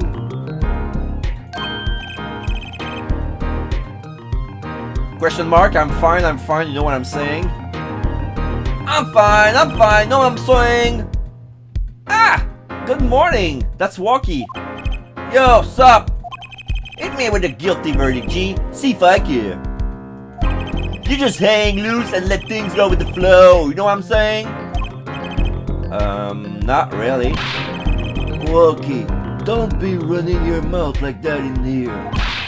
See, that's the difference between me and you, old man. I ain't afraid of no cops. Real G's gonna keep it real if he spend some hard time with the pen. You have absolutely no idea what you're talking about. Sounds like they've both been voice training too, Apollo. My worst fear realized. The trial's starting and I still haven't had a real talk with my client. June 16, 10 a.m. District Court. Courtroom number 4. Oh!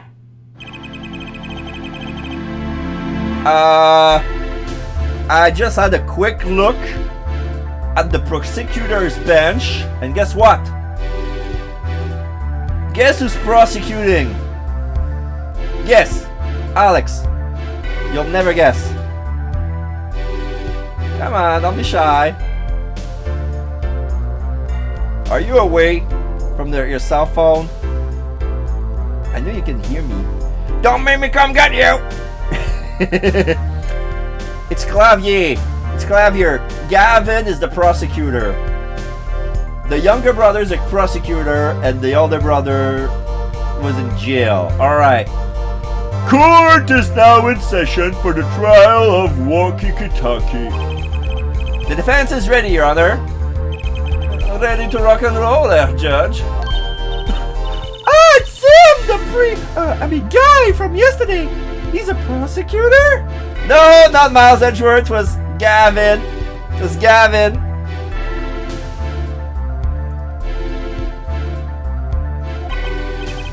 It's Mr. Gavin's brother? Dot. Long time no see, Prosecutor Gavin. Were you taking a leave of absence? You know that little band I started in my free time? Thing is, we go pretty popular now, yeah? Hard to say 9 to your fans where 3 or 4 singles go platinum, yeah? I see. To be honest, I was a little concerned. I fear that you might still be distraught over that one trial. Not to worry, Judge. I wouldn't miss this day in court for the world. It's worth even more than VIP pass to one of my concerts, yeah? How could I pass up a chance to see the true strength of the little boy who bested my brother? Ah! Exclamation mark. It was worth canceling a show or two. Understood. You may give your opening statement to the court. Before that, I was thinking... He's snapping his finger in the beat. Is the air in this courtroom not a bit serious? It is a court of law. That's no way to get to the crowd jumping, Judge. They're not supposed to jump. This is a courtroom. Achtung, baby! Today we play it my way! Now he's pointing the finger with his hand loose. With an open hand. Yeah! So I guess this is Clavier's theme song. What's that noise? Sometimes you have to get on up in order to get down to prosecuting. This is crazy. The victim, Paul Maractus, director of Maractus Clinic. The scene, People Park. He was found pulling a noodle stand. What in the world was a doctor doing pulling a noodle stand? Yes, I believe. You will only find that out by asking the defendant right here, right now. Because it's an undeniable truth that he shot the victim. What do you mean, undeniable? If you want to glare at anyone, Air Justice, glare at the punk in the defendant's chair. His crime was witnessed quite early, clearly, you see. Very well. Please admit this witness to the court.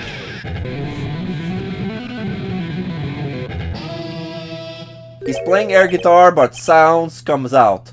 9! Not yet. Okay, so every time you're gonna hear that sound, here's air riffing. And he made a finishing noise. He finishes with a whammy. 9, not yet. First, there is a little matter to be cleaned up. Could you talk without the accompaniment? I swear I could see the guitar for a second! What is it, Prosecutor Gavin? The motive, Herr Judge. Why did the little punk do it? Why did he kill the director of the Maractus Clinic? Objection! Not so fast! The defendant doesn't have to explain that. Oh, but what if the defendant specifically requests to do so, as he did this morning? I want to give a shout to all my homies, I believe he said. What? What is right? They always say that on stage. You should hit the crowd with speed and ferocity. Sounds like it got you good, huh, Paulie? Yeah. Well, this is highly unusual, but the court will now hear from the defendant concerning his motive in the crime. So, you, son, are the defendant. Walkie, are you? I ain't your son, old man. You step to a Kitaki, you best be prepared to step strong. You step to a public official, you step prepared to step into jail. You got to hand it to him. Walkie sure has guts. It's not his guts I'm worrying about. Well then, the court will now hear testimony on the defendant's motive. From the defendant himself. He's doing what you want from me face. Huh? You looking at me? You talking to me? Huh? You want my testimony? Huh? Old man? Alright, I'll give you walkie-ski-talkie's truth, yo! I'll tell you one thing, that doctor was a quacker. Someone had to show him what's what. I was in the clinic about half a year ago, he messed up something bad. And then he just let me go without a word. See you later, bye. So I gotta go in, get another doc to patch me up again. That was the day I'm done figuring out no OG's gonna let that pass. That's why I went to his pad last night. Know what I'm saying? You're saying you were one of the victim's patients? A lot of stuff goes down when you're keeping it real on the street. True that. I'll tell you one thing, that dog was whack. Very well. The defense may begin the cross-examination. I can't believe this is the first time I'm hearing about all of this. Cross-examination. I'll tell you one thing, that doctor was a quacker. First of all, the word you're looking for is quack. And isn't that a little harsh? He's your family doctor. Who asked you, Pointy Locks? Just who you think you are? You're a lawyer? Look, I ain't trying to hear that. He was a quacker, plain and simple. Someone has to show him what's what. By someone, you mean... Was there anyone with a score to settle with this doctor? Besides you, I mean? You better ask someone else, homies.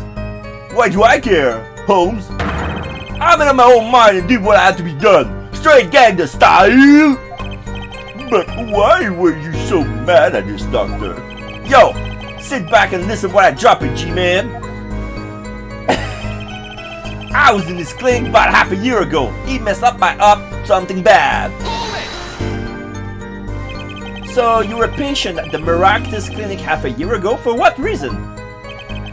I had what you might call a mark of honor. Can you explain precisely what was wrong? We had a little running with the Rivales family. That's when I pulled a jack move. And ran into an ambush. G busted a cap riding me. Alright, now we see a man in a suit, holding a suitcase, shooting him with a gun. So, Wonky got shot like an idiot. According to my sources, you couldn't stand the stress of waiting, in air quotes, and ran in 15 minutes before the appointed time, end of quote. By yourself.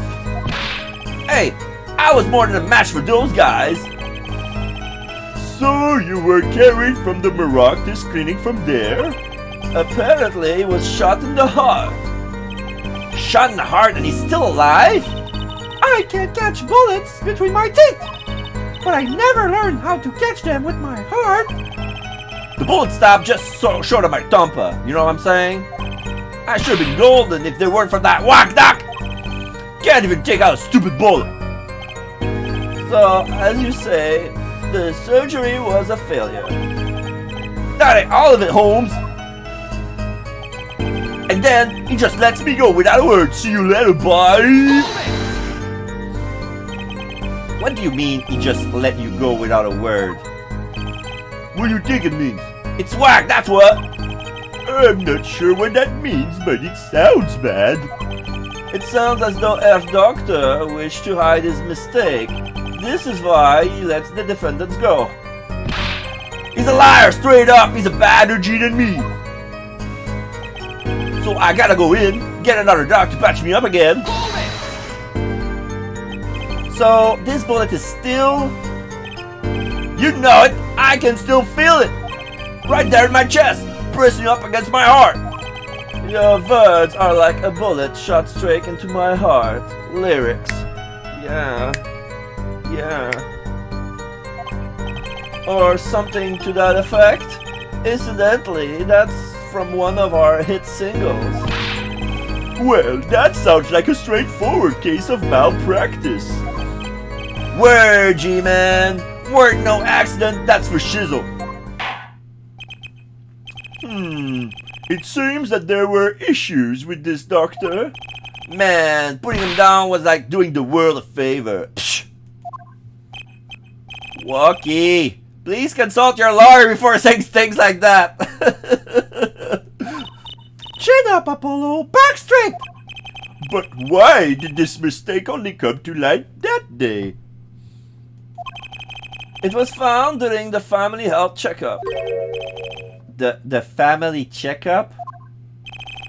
That was the wackest thing of all. All of us G's lying up, taking eye exams and all that. Better than die young than fade away, bazoy. A relief to hear. Eh? What's a relief? Oh? Did your father not tell you? That bullet you carry so close to your heart, if not attended to immediately, it could kill you. What? Yes, Dr. Melactis had knowledge concerning this ticking time bomb in you. Knowledge that could have saved your life. No way, that's whack. There is proof. Your checkup report. Walkie's checkup report added to the court record. How ironic that you would kill the one man capable of helping you. Alright, I'm gonna read this checkup report. Metallic object found in your heart. Okay, patient's name, Waki Kitaki, age 19, male. Report filed on June 14. Metallic object from near heart. Urgent exam needed. Okay.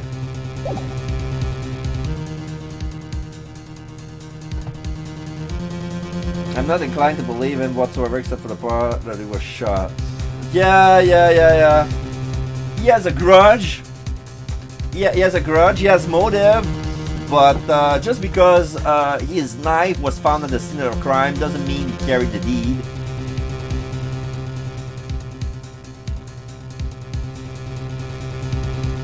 That's the problem. Like, he's gonna confess that he did it.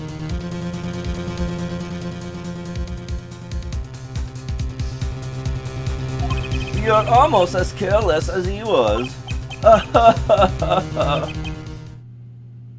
Yeah, Waki is not happy about that sentence. ...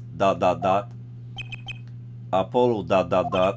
Well, now that the place is hopping, let's get this gig started. Started? We have enough of a warm-up act, yeah? Time to hear from the witness. Walkie sure is quiet all of a sudden. I'm a little uneasy myself. Is this Gavin's strategy? What's with this guy?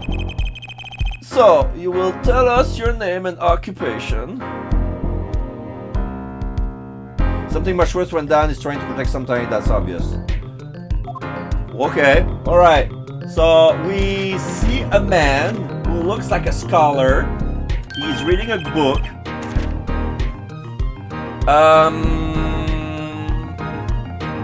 Alright. He really looks like he's dressed like he just graduated from university. He's reading a book. I think I'm gonna give him a Snape voice. My name is Wesley Stickler.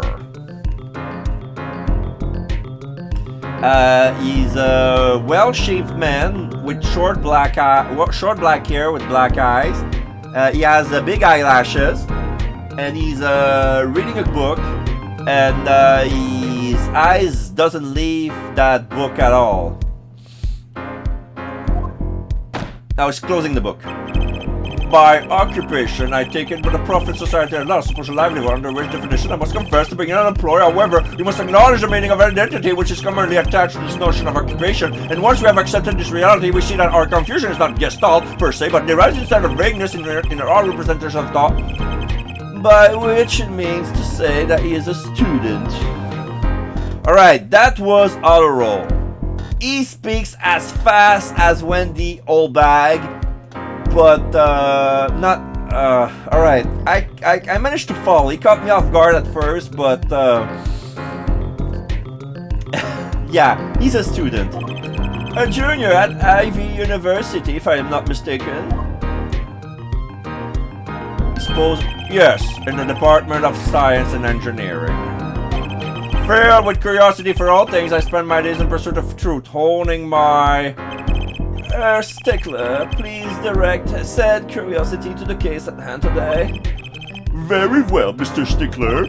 Please testify to the court about what you saw on the night of the crime. Close the book. You ask quite simplicity what I saw. However, you must understand that Homo sapiens present two eyes designed to receive and interpret data, sending images to the form of signals to the fade to black.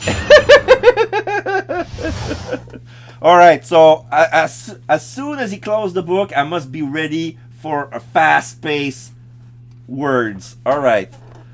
Testimony, a night in the park. That night I passed through the park on my way home from shopping when I saw them. One man putting a stand, another man facing him. I saw them quite clearly. The man facing the victim was the defendant. In his hand he held, yes, a pistol. It was pointed at the man pulling the stand. A shot! The bullet hit the man pulling the stand from the front square in the forehead. Okay, contradiction here.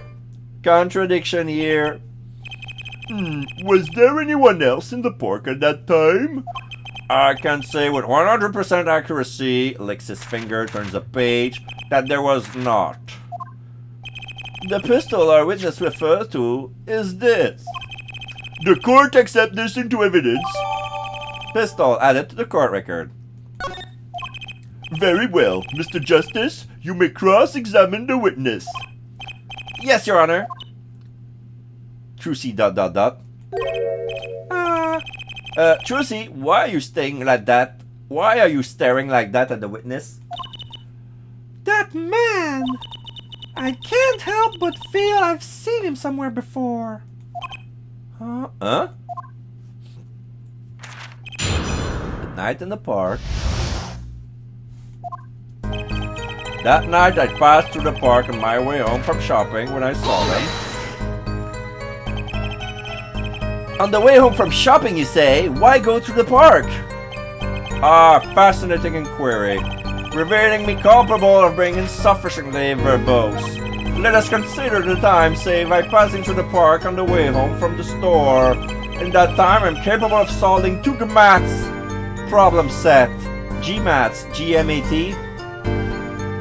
2 GMAT problem sets. On average, it requires me 3 minutes 24 seconds, ergo the time to complete 2 it is an average 6 minutes 48 seconds. However, in the case that the questions are in the variable category, a minute not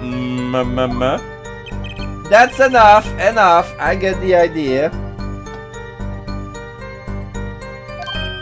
Mr. Justice, the court hopes to finish cross-examination sometime this month.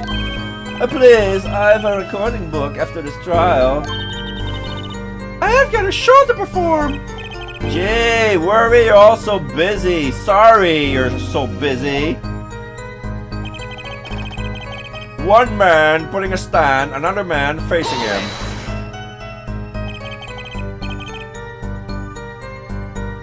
Were these men talking by any chance? Ah, now that you mention it, there were, though I cannot claim I heard them clearly. Only fragments such as you lied to me. Oh, and I'm gonna give you a taste of your own medicine, pal. It's just as our defendant claims. I believe he wished to teach the victim what it felt like to take a bullet in the heart, yeah? If that's true, then this is a vital piece of testimony. Sounds like he heard them clearly enough to me. Hold it! Might I be allowed to amend my testimony? What now? To be precise, he did not say pal, but man. Yes, that was the way of it. I swear it on my diploma. What's the difference? And this other man, who was he? I saw them quite clearly. The man facing the victim was the defendant. How can you be so sure it was the defendant? The crime took place at night. It would have been too dark. Licking his finger. Perhaps I was remiss in not mentioning this earlier. Turning pages, huh? You see, in class, I always sit in the very backmost seat. Do you know why? Who cares? Look, because I do not wish anyone to copy my perfect notes. And this relates to your testimony. How? I mentioned this to illustrate my predisposition to that which is perfect. It was dark, you say, yet there are lights in the park. If I say the defendant was in the park that night, then that he was in the park that night. It is hard, immutable fact. He sure is confident. He seems to be telling the the truth though. In his hand he held, yes, a pistol. It was pointed at the man putting the stand. Are you sure the pistol you saw is the same as the one you submitted as evidence? Am I sure? Surely you're jest. Or so a common witness would be tempted, you say? Huh? Licks fingers, turn pages. Yet I am of no common witness. I see not only events as they are, but the logical structure governing these events. First, we must consider the fact that it was night in the park, which indeed restricted my field of vision due to an insufficient level of illumination. Now, if you consider that the pistol letter skull object A was enshrouded in darkness because difficult to say which certainly object A was indeed object A. I think he means he couldn't see it that clearly. My badge for a normal witness, please. Yet the fact that the pistol was fired before my eyes is indisputable. I can still see it when I close my eyes. The defendant raised his weapon. A shot. A bullet hit the man pulling the stand from the front, square in their head, in the forehead. Wrong! I'm gonna call bullshit there right now. Objection! Thank you. Phew! If that's all of it, I think I have a chance. Is that you relaxing? Is that you relaxing, I see her, Justice? Objection! Once is quite enough, Mr. Justice. Apollo, pace yourself. This trial's not over yet. Right, look at this. The autopsy report? Is there a problem with the autopsy report? Right, a problem. Problem. Oh, yes, the problem is the location of the entry wound. The location? You testified that the killer shot the victim square in the forehead, did you not? Ah, yes, I've already determined your angle of inquiry. Allow me to explain. It's quite simple, really. First, understand that when I say square, I'm speaking not of a geometrical issue. What do you mean by this? For example, the deflection of a meter is 1,000. The wavelength of the light emitted by a krypton particle, as we know it. In addition, it's a well-known fact that krypton particles are rare, are invisible to the naked eye, which points to a basic fallacy in your line of reasoning, namely that... Mr. Justice. Yes? What is your objection to these, krypton particles things? No! This is the big time and you're obsessed with something so small. You disappoint me. No! I'm obsessed with something big. I mean, there's a bigger, less nitpicky problem here. Do tell. Just look at the autopsy report. The location of the entry wound was the right temple. Temple?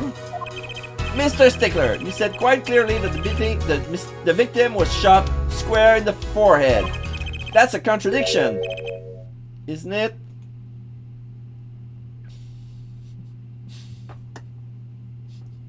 Yeah.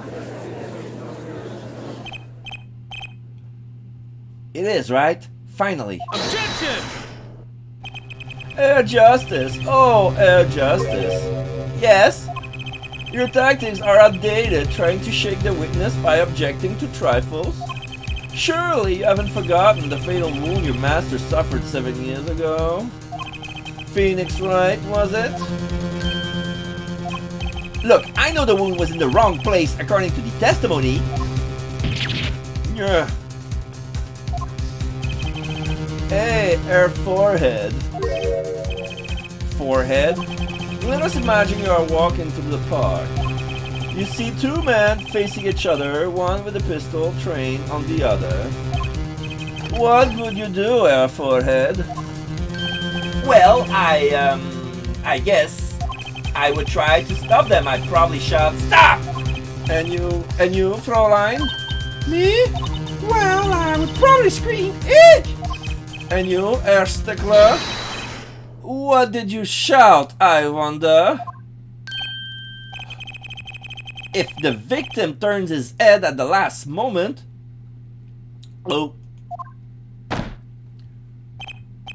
Ah yes, thank you for jogging my memory. Oh my god. No. The prosecution is gonna say that the witness said, "Look out!" And then the victim turned towards the direction of where he was, the shot came from, and that's why he was shot at the right temple, but he was still in square. But the way it's implemented is like the prosecution is giving the guy a hint. Say, hey, say this. Oh yes, what I meant to say was blah blah blah. And it's like, is that their way to avoid perjury? Is like, bullshit! I call bullshit!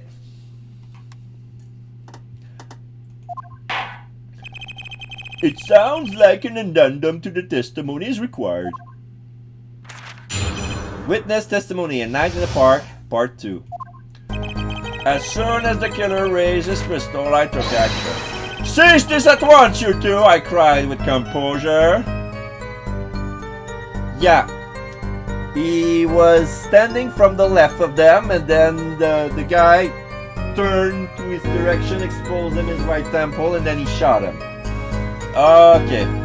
Cease this at once, you two! I cried with composure. The victim turned in the direction of my voice, and the shot rang out. Whereupon our cowardly killer, the defendant, appeared to have become frightened. Tossing the pistol aside, he fled from the scene. I see. So you attempted to stop the crime. Indeed. With composure. Well, maybe the criminal would have fired if he hadn't shot it like that. That doesn't really matter now, unfortunately. Let us consider this new testimony, shall we? Observe the diagram, if you would. Alright, now we see exactly how it's so. The witness, Mr. Stickler, stood here. We see a green dot with a white W in the middle. We see a blue dot with a V for victim, and a red dot with a K in the middle for killer. So yeah, this is exactly, we see the victim pulling the cart. We see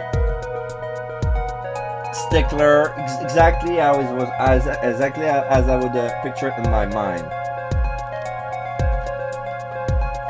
So he shouted, "Oh, stop please," or something of this nature, and the victim responded by looking at the witness direction. And now we see the arrow turning. If the killer were to have fired just at that moment, as we can see, the bullet would have struck the right temple, as in the report.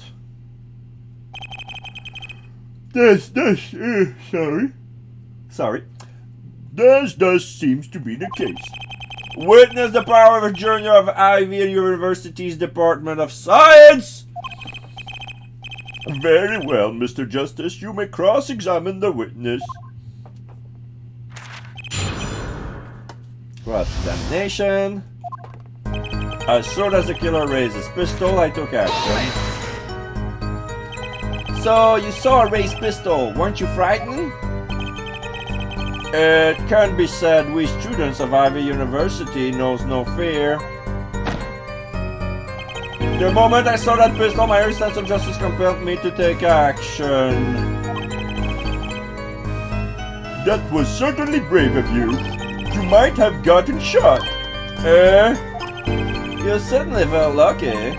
If I were in the killer's shoes, I certainly wouldn't have left a witness behind. Oh.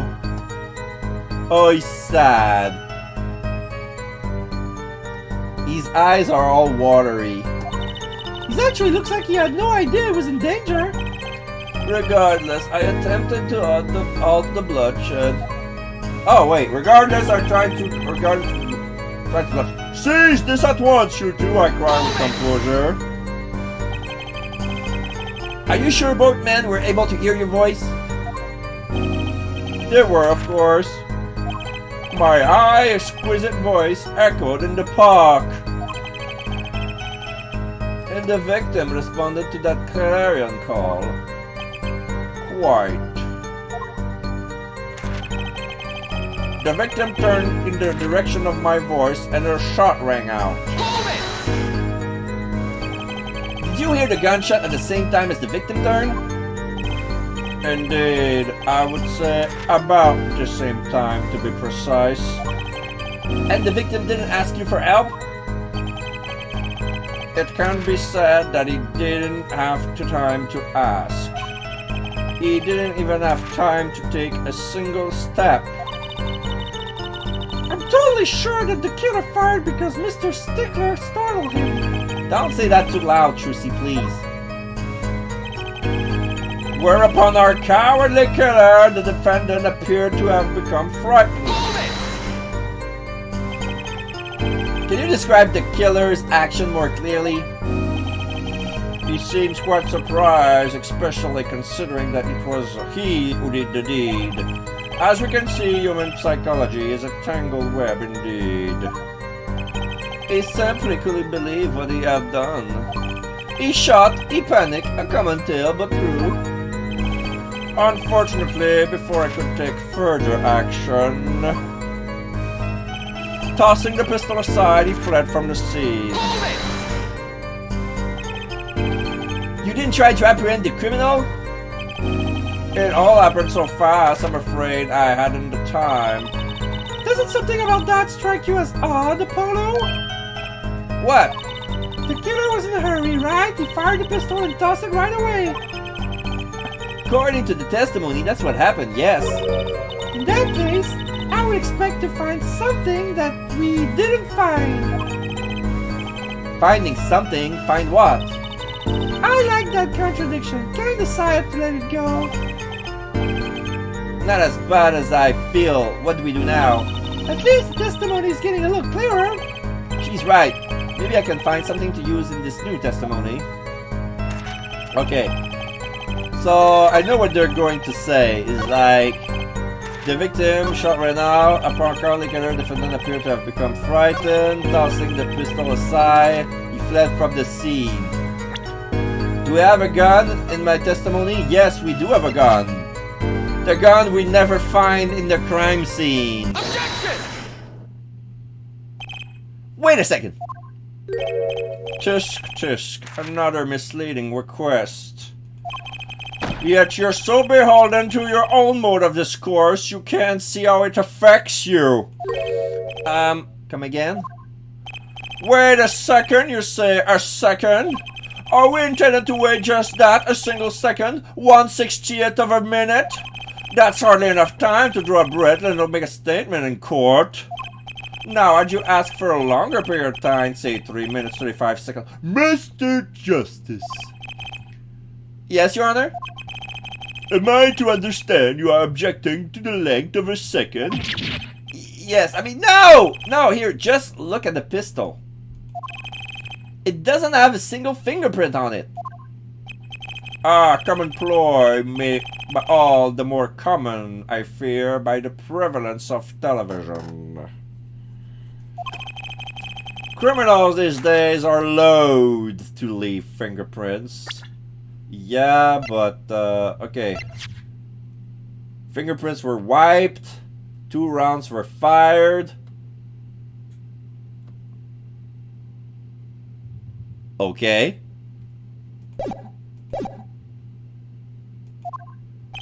Wait, but you said the killer tossed the gun and ran. That's right. He didn't have time to wipe the gun for prints. Oh! Ah, the little girl sticking into the university students. There's a song in there. Yeah, and it got blown by the wind. The page is turning on its own, and the scholar's robe flew into the wind. Whoo! I'm not little. Then let's think like adults, shall we, Fraulein? Eh? What if the killer, the defendant, was wearing gloves? Gotta admit, I didn't think of that, Apollo. Well, Mr. Justice, Could the killer have been wearing gloves? No way! And I know why! The record of the murder weapon is very clear about one thing. The fingerprints were wiped, which means some trace of prints remained, which contradicts your testimony. If everything happens as you say it did, you wouldn't have time to wipe the pistol. Licks the finger. That may be, but it does not change what I saw. The killer, the defendant, he threw down the murderous weapon from his hand and fled. And this pistol was found at the scene of the crime, strongly suggesting that this was the weapon is disposed of. That sounds solid to me. Well, our forehead, any of your precious objections? What gives, Apollo? Let's see that voice training gotta work! You know, I've only recently realized something. No matter how much you train your voice, it doesn't matter if you have nothing to say. What do you mean, nothing to say? Isn't it obvious for what the witness just said? Huh? Isn't what obvious? When he restated what he saw just now, he said he saw Wookie drop a murderous weapon. But that's not the same as being 100% sure of what Wookie threw away. You're right! He's just confused because a pistol was found at the scene. Poor Mr. Stickler, it must be hard to be so perfect and yet so wrong. Well, it can be said that I'm quite offended. While it is indeed true that it was assigned by the teacher posted blackboard that person poor might be fixed by name, but what we can say for certain is that the witness saw the killer throw something. Does the defense have anything to say about this? Well, if what we threw wasn't a pistol, then it had to be something else. At least one person of the defense team seems to be thinking. I'll wipe that smile off your pretty face, Gavin. Perhaps you can inform the court as the nature of this something else. What did the killer throw away before fleeing the scene? That would be the knife. Is that a sword? I saw one of those on the late night movie last night. Great, a sleep-deprived judge. This knife was found at the scene of the crime, with the defendant's prints on it. His prints? This single piece of evidence proved two important things. One, that what the defendant threw down wasn't a pistol. Two, what the defendant wasn't wearing gloves. Indeed. Oh, her forehead. You're forgetting two other things you've just proven. One, that the man the witness saw was the defendant, Mr. Voki Kitaki. Two, that the defendant was holding a knife with the intent of harming the victim. Ow! Indeed. Never underestimate the Gavin is the lesson here. This court is of the opinion that our witness is fond of making assumption. In that light, I believe it would behoove us to hear about what really occurred. With less assuming, please. Licks fingers. Page. It is always the same with you people. Mark left the house on foot and 5 minutes later his brother left after him. End quote. How long would it take for Mark's brother to catch up to him? As assuming that Mark never had to stop for a traffic light. Assuming... Yes, that's what I said. Assuming...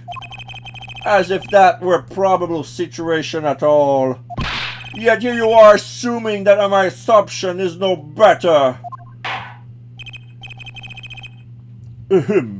What this court assumes is that the witness will testify as to what happened after the shot was fired.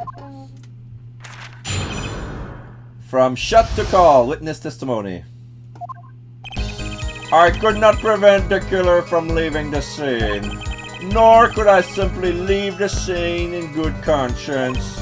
Ergo, I use my cell phone to call the police. Is that yours?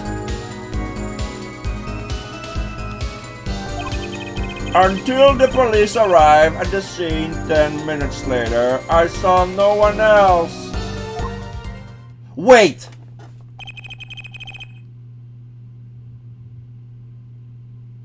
If that is his cell phone, he ran over Phoenix Wright. And He's the panty thief!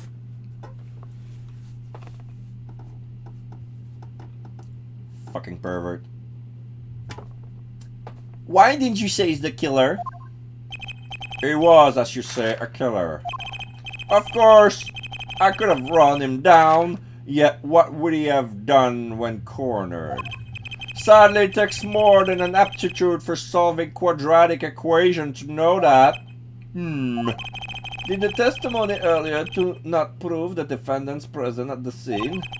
And do we not know now that there was no one else in there? It seems clear that we have our killer. Does it not? Does it not, Mr. Justice? I'd better find a way to take this testimony down quick. Cross-examination. I could not prevent the killer from getting in the scene. Which way did the killer run? By that time, it was clear to me the killer had noticed me. Naturally, ran in the opposite direction. That would mean he ran in the opposite direction from the Kitaki mansion.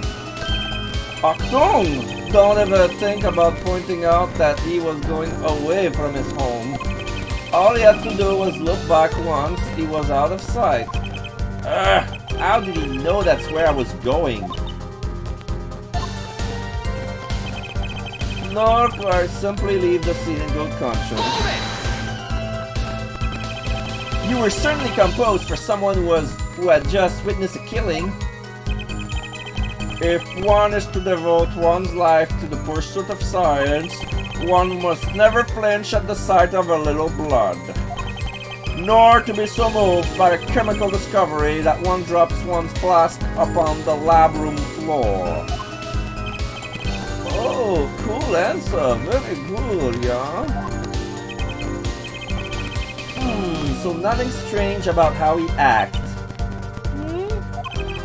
Chusi looks like she has something to say. Ergo, I use my cell phone to call the police. Wasn't your first thought to call an ambulance? It can be said that I have dabbled in medicine. The injury I witnessed, namely a single shot to the hand, tends to result in death. Ergo, there was no need for me to call an ambulance. Oh, a perfect syllogism, a proof in 3 parts, exquisite. Simply exquisite. He actually looks like he's going to cry. Chusi still ... Until the police arrive at the 10 minutes later, I saw no one else. Can you tell us in details about these 10 minutes? I stood in a state of heightened awareness. Anything could happen at any moment. Anyone could appear from any direction. Is that all? No one came, nothing happened at all. I saw it all, which is to say, I saw nothing. It was late at night. It's not odd to think there would be few people around in the park. So he just stood there watching? Not much to go on there. Juicy, if you got something to say, by all means say it. Arrgh, I can't find a single problem with the testimony. Had enough at last, Airforehead. Maybe it's time to go back a bit. Yes, to back up a bit. There's nothing fishy about that testimony at all. It appears there are no objection to the witness current testimony. That's not what I wanted to do! When I say back off, was like back up in time, not... The There are any numbers of ways to explain the lack of prints on the pistol, I assure you. Perhaps the killer really was wearing gloves, which wipes the previous user's prints off. Then, after the deed was done, this fell out of his pockets as he was throwing the gun away. A mistake befitting of a small-time punk, in my opinion. No! It seems we've come to the end of the line here. No, that can't be all! How unfortunate. It seems that you weren't caught up to stand on the same stage as me. Why, you airforehead? I believe this brings the cross-examination to a close. This court will now declare a verdict for the defendant, Walkie-Talkie. Hold it! Ah! Trucy, she's being attacked by a mysterious man in black, and he's wearing a top hat, he's wearing gloves, and she's being held hostage with a knife. Trucy? Nobody move! What's the meaning of this? Who are you? Oh. There will be no verdict in this court. Not yet. Wait, are you one of the Kitakis? The Kitakis? You mean the notorious gangster? If you don't want to see me give the pretty little girl a new smile, you do as I say. Adjourn the court for 20 minutes. What? This court will not bow to pressure from the likes of... Judge. I see little point in further aggraving this gentleman. Recess! 20 minutes! Or I promise you, you'll regret it! And he's gone. Wait! How did he disappear so fast? Come to the defendant lobby, Apollo! I suppose I have no choice but to adjourn for a 20-minute recess. Bailiff, catch that mysterious man! To be continued. Uh-oh. I'm gonna stop it there. Do you want to save? Yes, I want to save. I'm gonna save right here. And, yeah. Oh, it's a cutscene. Oh, no. That's gonna be the end for, today's stream. Yeah. I'm gonna rate a new friend I made yesterday is Fairy Life.